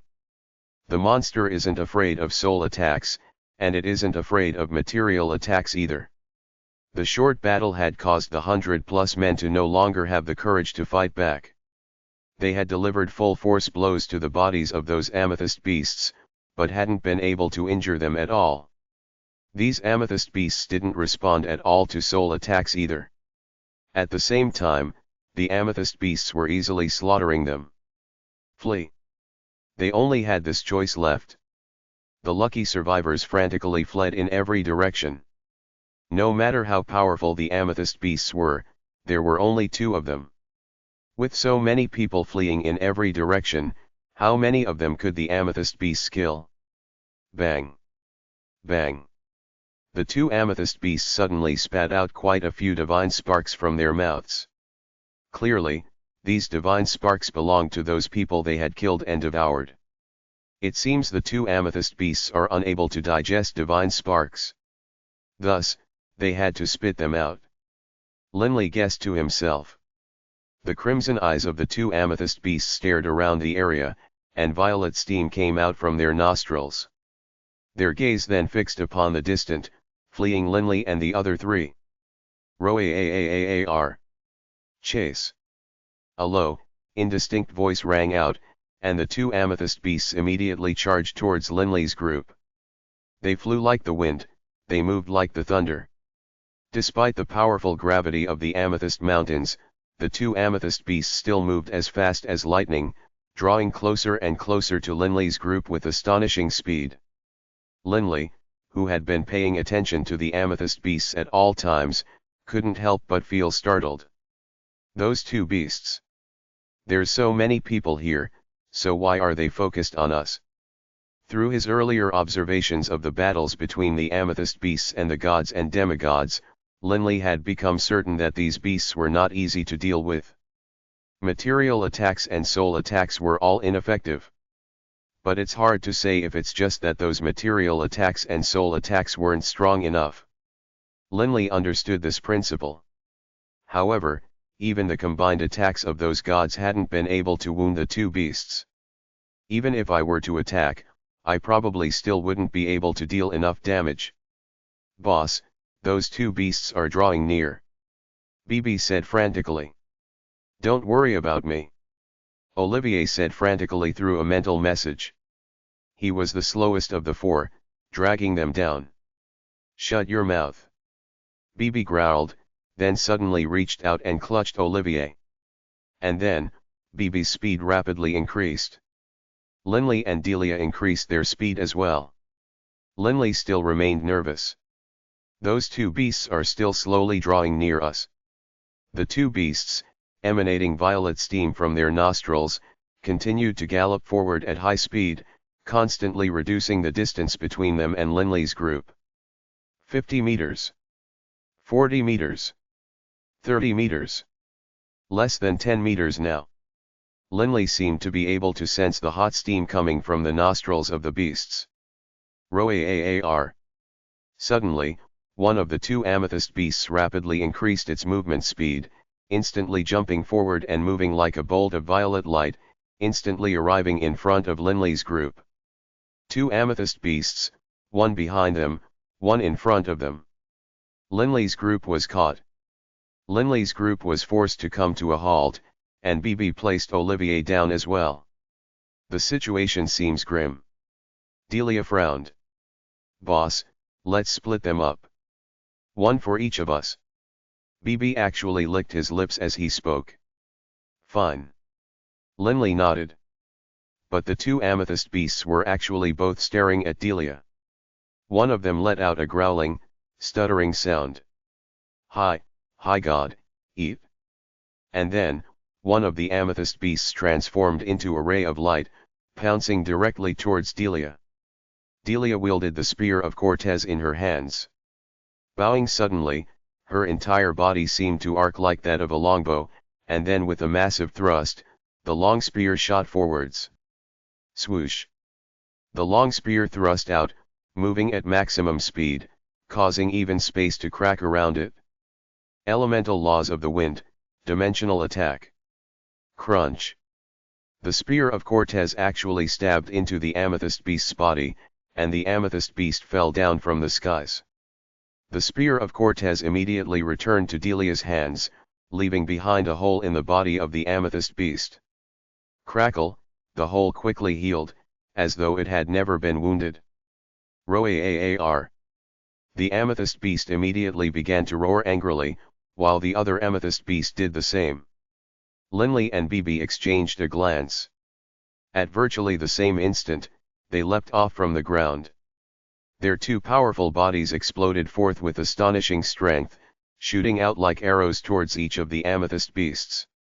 Linley's right fist, carrying boundless power, smashed towards the amethyst beasts. The amethyst beast roared angrily, swiping out with its fierce claws. Bang! Linley's draconic scale-covered right fist and the sharp claws collided violently. Linley and the amethyst beast were like two colliding meteors.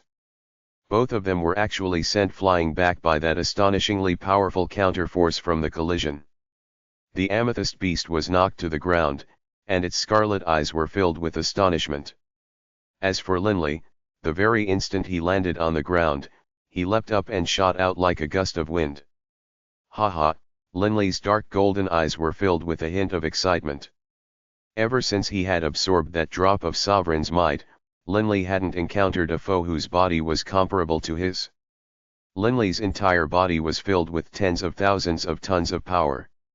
His draconic claws were like blades. Covered by dimly glowing blue light, his palm slashed down, transforming into countless illusions and creating clear ripples in space. The amethyst beast bellowed, immediately using the horns on its head to charge towards Linley. Linley's eyes exploded forth with power, and he howled with rage. Bang! His palm collided with one of the spikes, which was forcibly shattered as Linley's palm continued to chop down towards the amethyst beast's skull. Profound truths of velocity, bewildering shadow. Linley was knocked flying backwards by the force of the collision, while with a boom, the amethyst beast was knocked down to its knees by the power of the blow. What a tough horn! Linley looked at his right hand. The draconic scales covering his right hand actually showed a hint of blood beneath them. This amethyst beast had been completely enraged. You will, die. Its low, gravelly voice echoed out from its bestial throat, while at the same time, the broken horn on the amethyst beast was slowly regrowing. However, clearly, the damage to the broken horn wasn't as easily repaired as the damage to the other parts of its body. It seems I underestimated you. With a flip of his hands, Linley wielded the adamantine heavy sword in one hand and blood violet in the other. Come. Linley launched off the ground, charging forward once again. Olivier was currently watching this go on, stunned. Linley and the amethyst beast were battling each other as though they were two meteors smashing into each other time and time again. As for Bibi, his battle with the other amethyst beast was also as wild and as exciting to watch. They. Book 15, Priceless Treasure, Chapter 36, The Storm Caves. These amethyst beasts had easily slaughtered those gods and demigods. This was enough for Olivier to understand how powerful they were. When they had been wrapped into the fog, Bibi had been struck by a pile of amethysts, and from this, Olivier had already gotten a sense of how powerful Bibi's body was. Bibi was a divine beast, and he had a connection to Beirut. Olivier could understand why he was so powerful. But Linley is also, his body is actually able to go head-on against that amethyst beast. Olivier watched this scene, completely dumbfounded. He had originally believed that as he himself had spent a few short decades of hard work to reach the god stage, he should be considered fairly impressive and perhaps had even surpassed Linley. But in reality, the difference between him and Linley was very great. This monster doesn't fear soul attacks. Linley's furious roars rang out. He was thrown far away, but he then immediately flipped up and climbed to his feet. In disbelief, Linley said, "My full strength attack, Void Wave Sword." This beast had no reaction to it at all. "Boss, just use physical attacks," Bibi called out. "Fine." Linley stored away his adamantine heavy sword and once more leapt forward, pouncing towards the amethyst beast like a giant eagle charging downwards. Linley's blood violet once more executed the bewildering shadow attack, chopping down with no mercy whatsoever towards the amethyst beast. The amethyst beast, afraid of that attack, dodged. Bang! Blood violet struck against the amethyst beast's flank, chopping down at least half a meter. However, as soon as Linley withdrew the sword, the wound immediately regenerated. "Boss, this freak isn't afraid of soul attacks, and even when I use physical attacks, it will recover from it, no matter how heavy the injury was." Bibi was helpless as well. Linley couldn't help but glance at the horn he had shattered, but the amethyst beast's shattered horn was now already completely regrown. Linley couldn't help but to laugh bitterly. Even the most powerful of high gods, when receiving my Void Wave Sword, would at least have a response to it, even if he didn't fear it. But this amethyst beast didn't react to it at all. While its body is so hard, it can compare to a high god artifact. And it can rapidly regenerate. Linley was utterly speechless. This sort of freak was completely invincible. No wonder even those two high gods chose to flee instead. Linley thought to himself, while at the same time, once more clashed viciously against the amethyst beast. With a sword chop, Linley shattered one of the spikes of the amethyst beast, while he himself was sent flying away by the amethyst beast's claws. In mid-air, his body twisted, and he landed on the ground on his feet. The amethyst beast roared in agony. Clearly, the broken spike caused him great pain. Roar. The beast currently battling Bibi came to a halt, raising his head and emitting a roar. The amethyst beast currently battling Linley also came to a halt. After staring at Linley for quite some time, it seemed to have finally realized that Linley hadn't been wounded at all. In the end, it finally gave up, emitting the same low angry growl. The two amethyst beasts glanced at each other, then the amethyst beast who had been battling Linley looked at Linley. In a low, gravelly voice, it said, "Body, not bad." The amethyst beast battling Bibi also glanced at Bibi.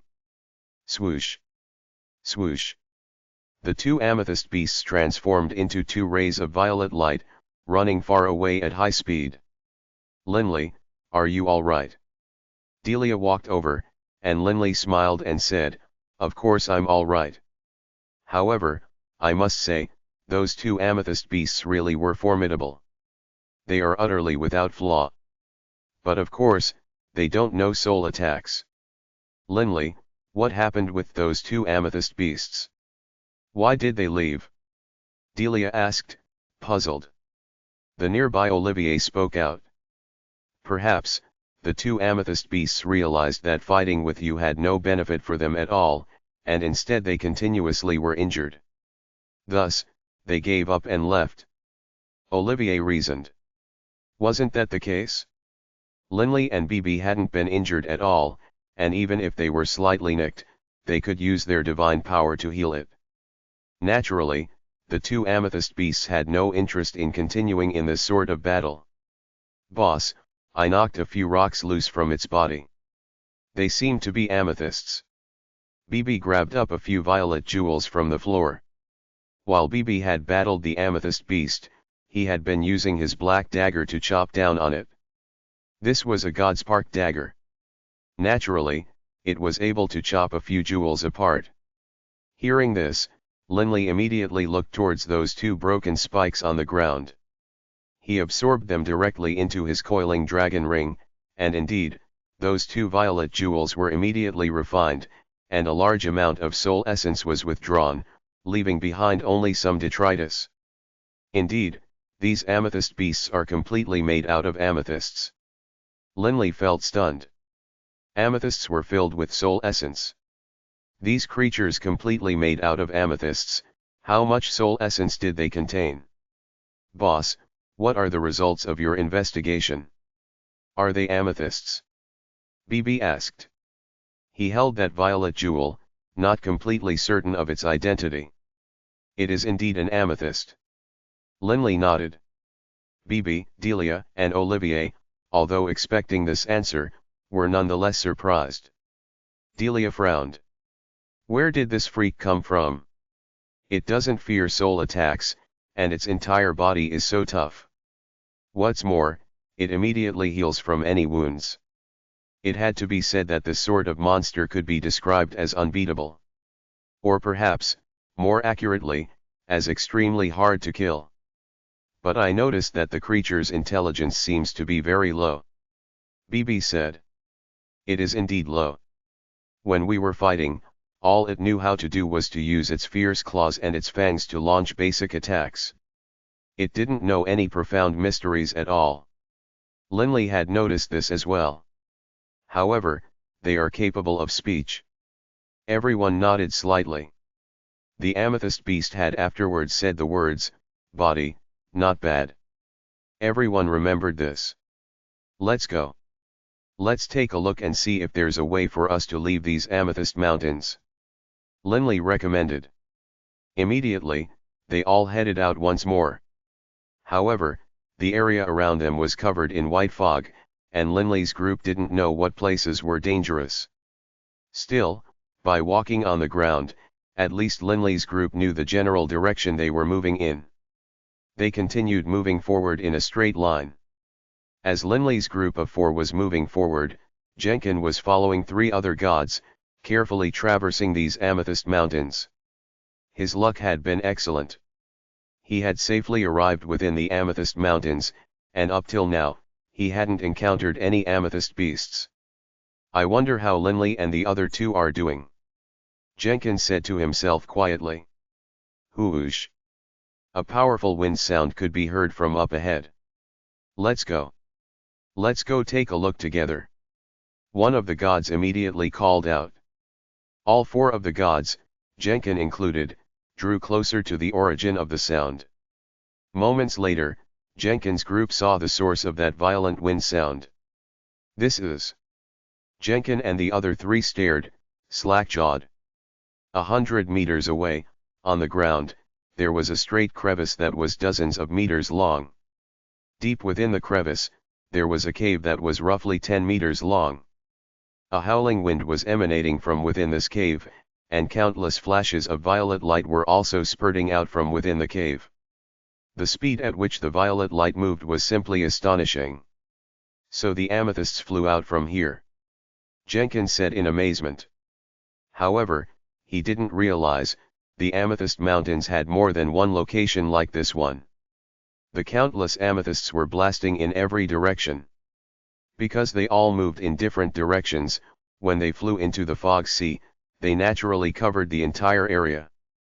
However, because their directions were different, some actually flew in slanting lines that were virtually parallel to the walls of the crevice, which was sunken in. Thus, many of the amethysts smashed directly into the walls.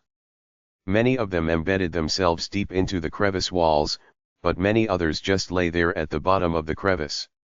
The cave was at the center of the crevice. There were countless amethysts lying everywhere else.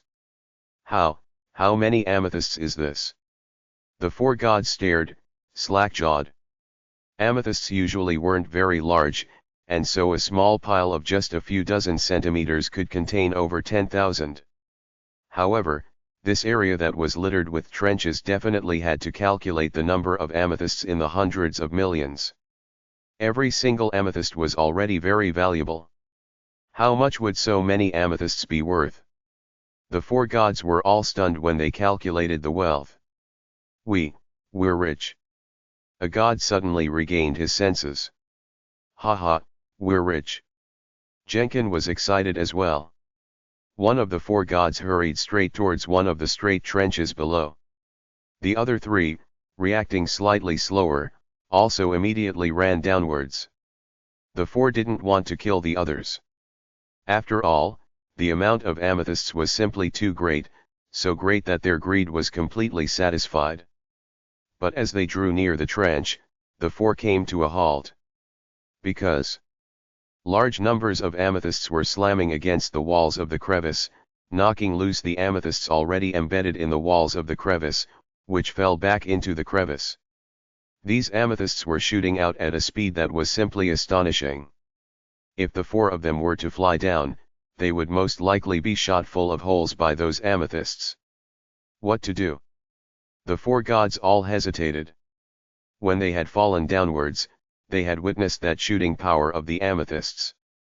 It must be understood that by then, the amethysts had already flown for a period of time, and their shooting power was actually lower than at first. But these amethysts that were shooting out from the cave were at the peak of their power and speed. If they jumped into the crevice, they would definitely die. Use divine artifacts. One god advised. With a flip of his hand, he retrieved a whip. Lashing the whip out, the whip instantly elongated, coiling down like a python towards the cave. Bang! Bang! Bang!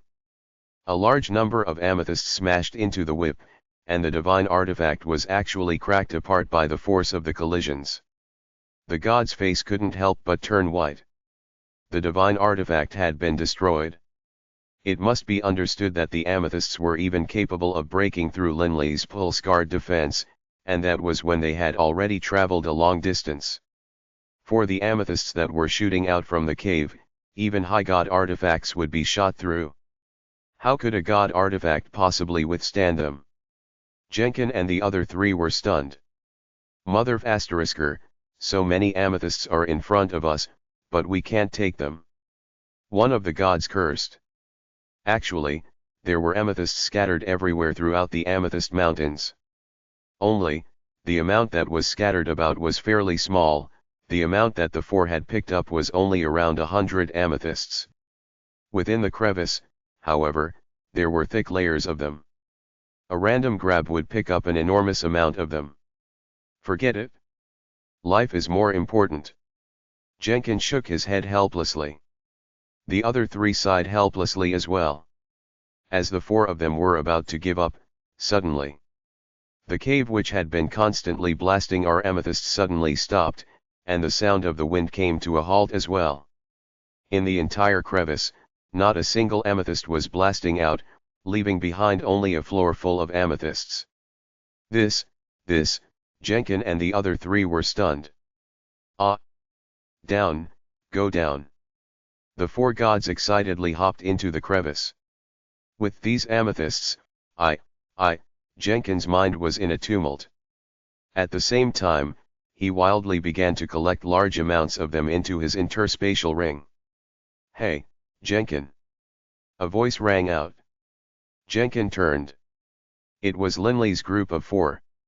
Linley's group had been attracted by the sound of the wind as well, but as they drew near, the sound of the wind had abruptly halted. As Linley drew near, they had discovered the crevice full of amethysts as well as Jenkin and the other 3, who were wildly collecting amethysts. So many amethysts! Linley was shocked. Bibi, Delia, and Olivier were stunned as well. Goddamn, compared to these amethysts, a fortune of 200 billion is nothing. Bibi's eyes were shining. But just as Bibi was about to jump down into the crevice, rumble! The cave, which had already stopped shooting amethysts out, suddenly gave birth to a powerful gravitation attraction force. The strength of this gravitational force actually caused space to tremble, creating a spatial vortex. The spatial vortex within the cave instantly absorbed all of the amethysts within the crevice, along with Jenkin and the other 3 gods as well. Lord Linley, Jenkin, in that instant when he was being sucked into the cave, stared straight at Linley, his eyes filled with a hint of despair and resignation. However, he wasn't able to resist at all. The strange thing was, this astonishing gravitational force really was like a whirlpool. It only affected the entire crevice, but outside of it, it didn't have any influence at all. Crackle, the cave continued to swirl and absorb. Within the crevice, the only things that were remaining were those amethysts that had been deeply lodged into the sides of the walls. As for amethysts which had been knocked loose, not a single one remained. Seeing this scene, Linley couldn't speak for a long moment.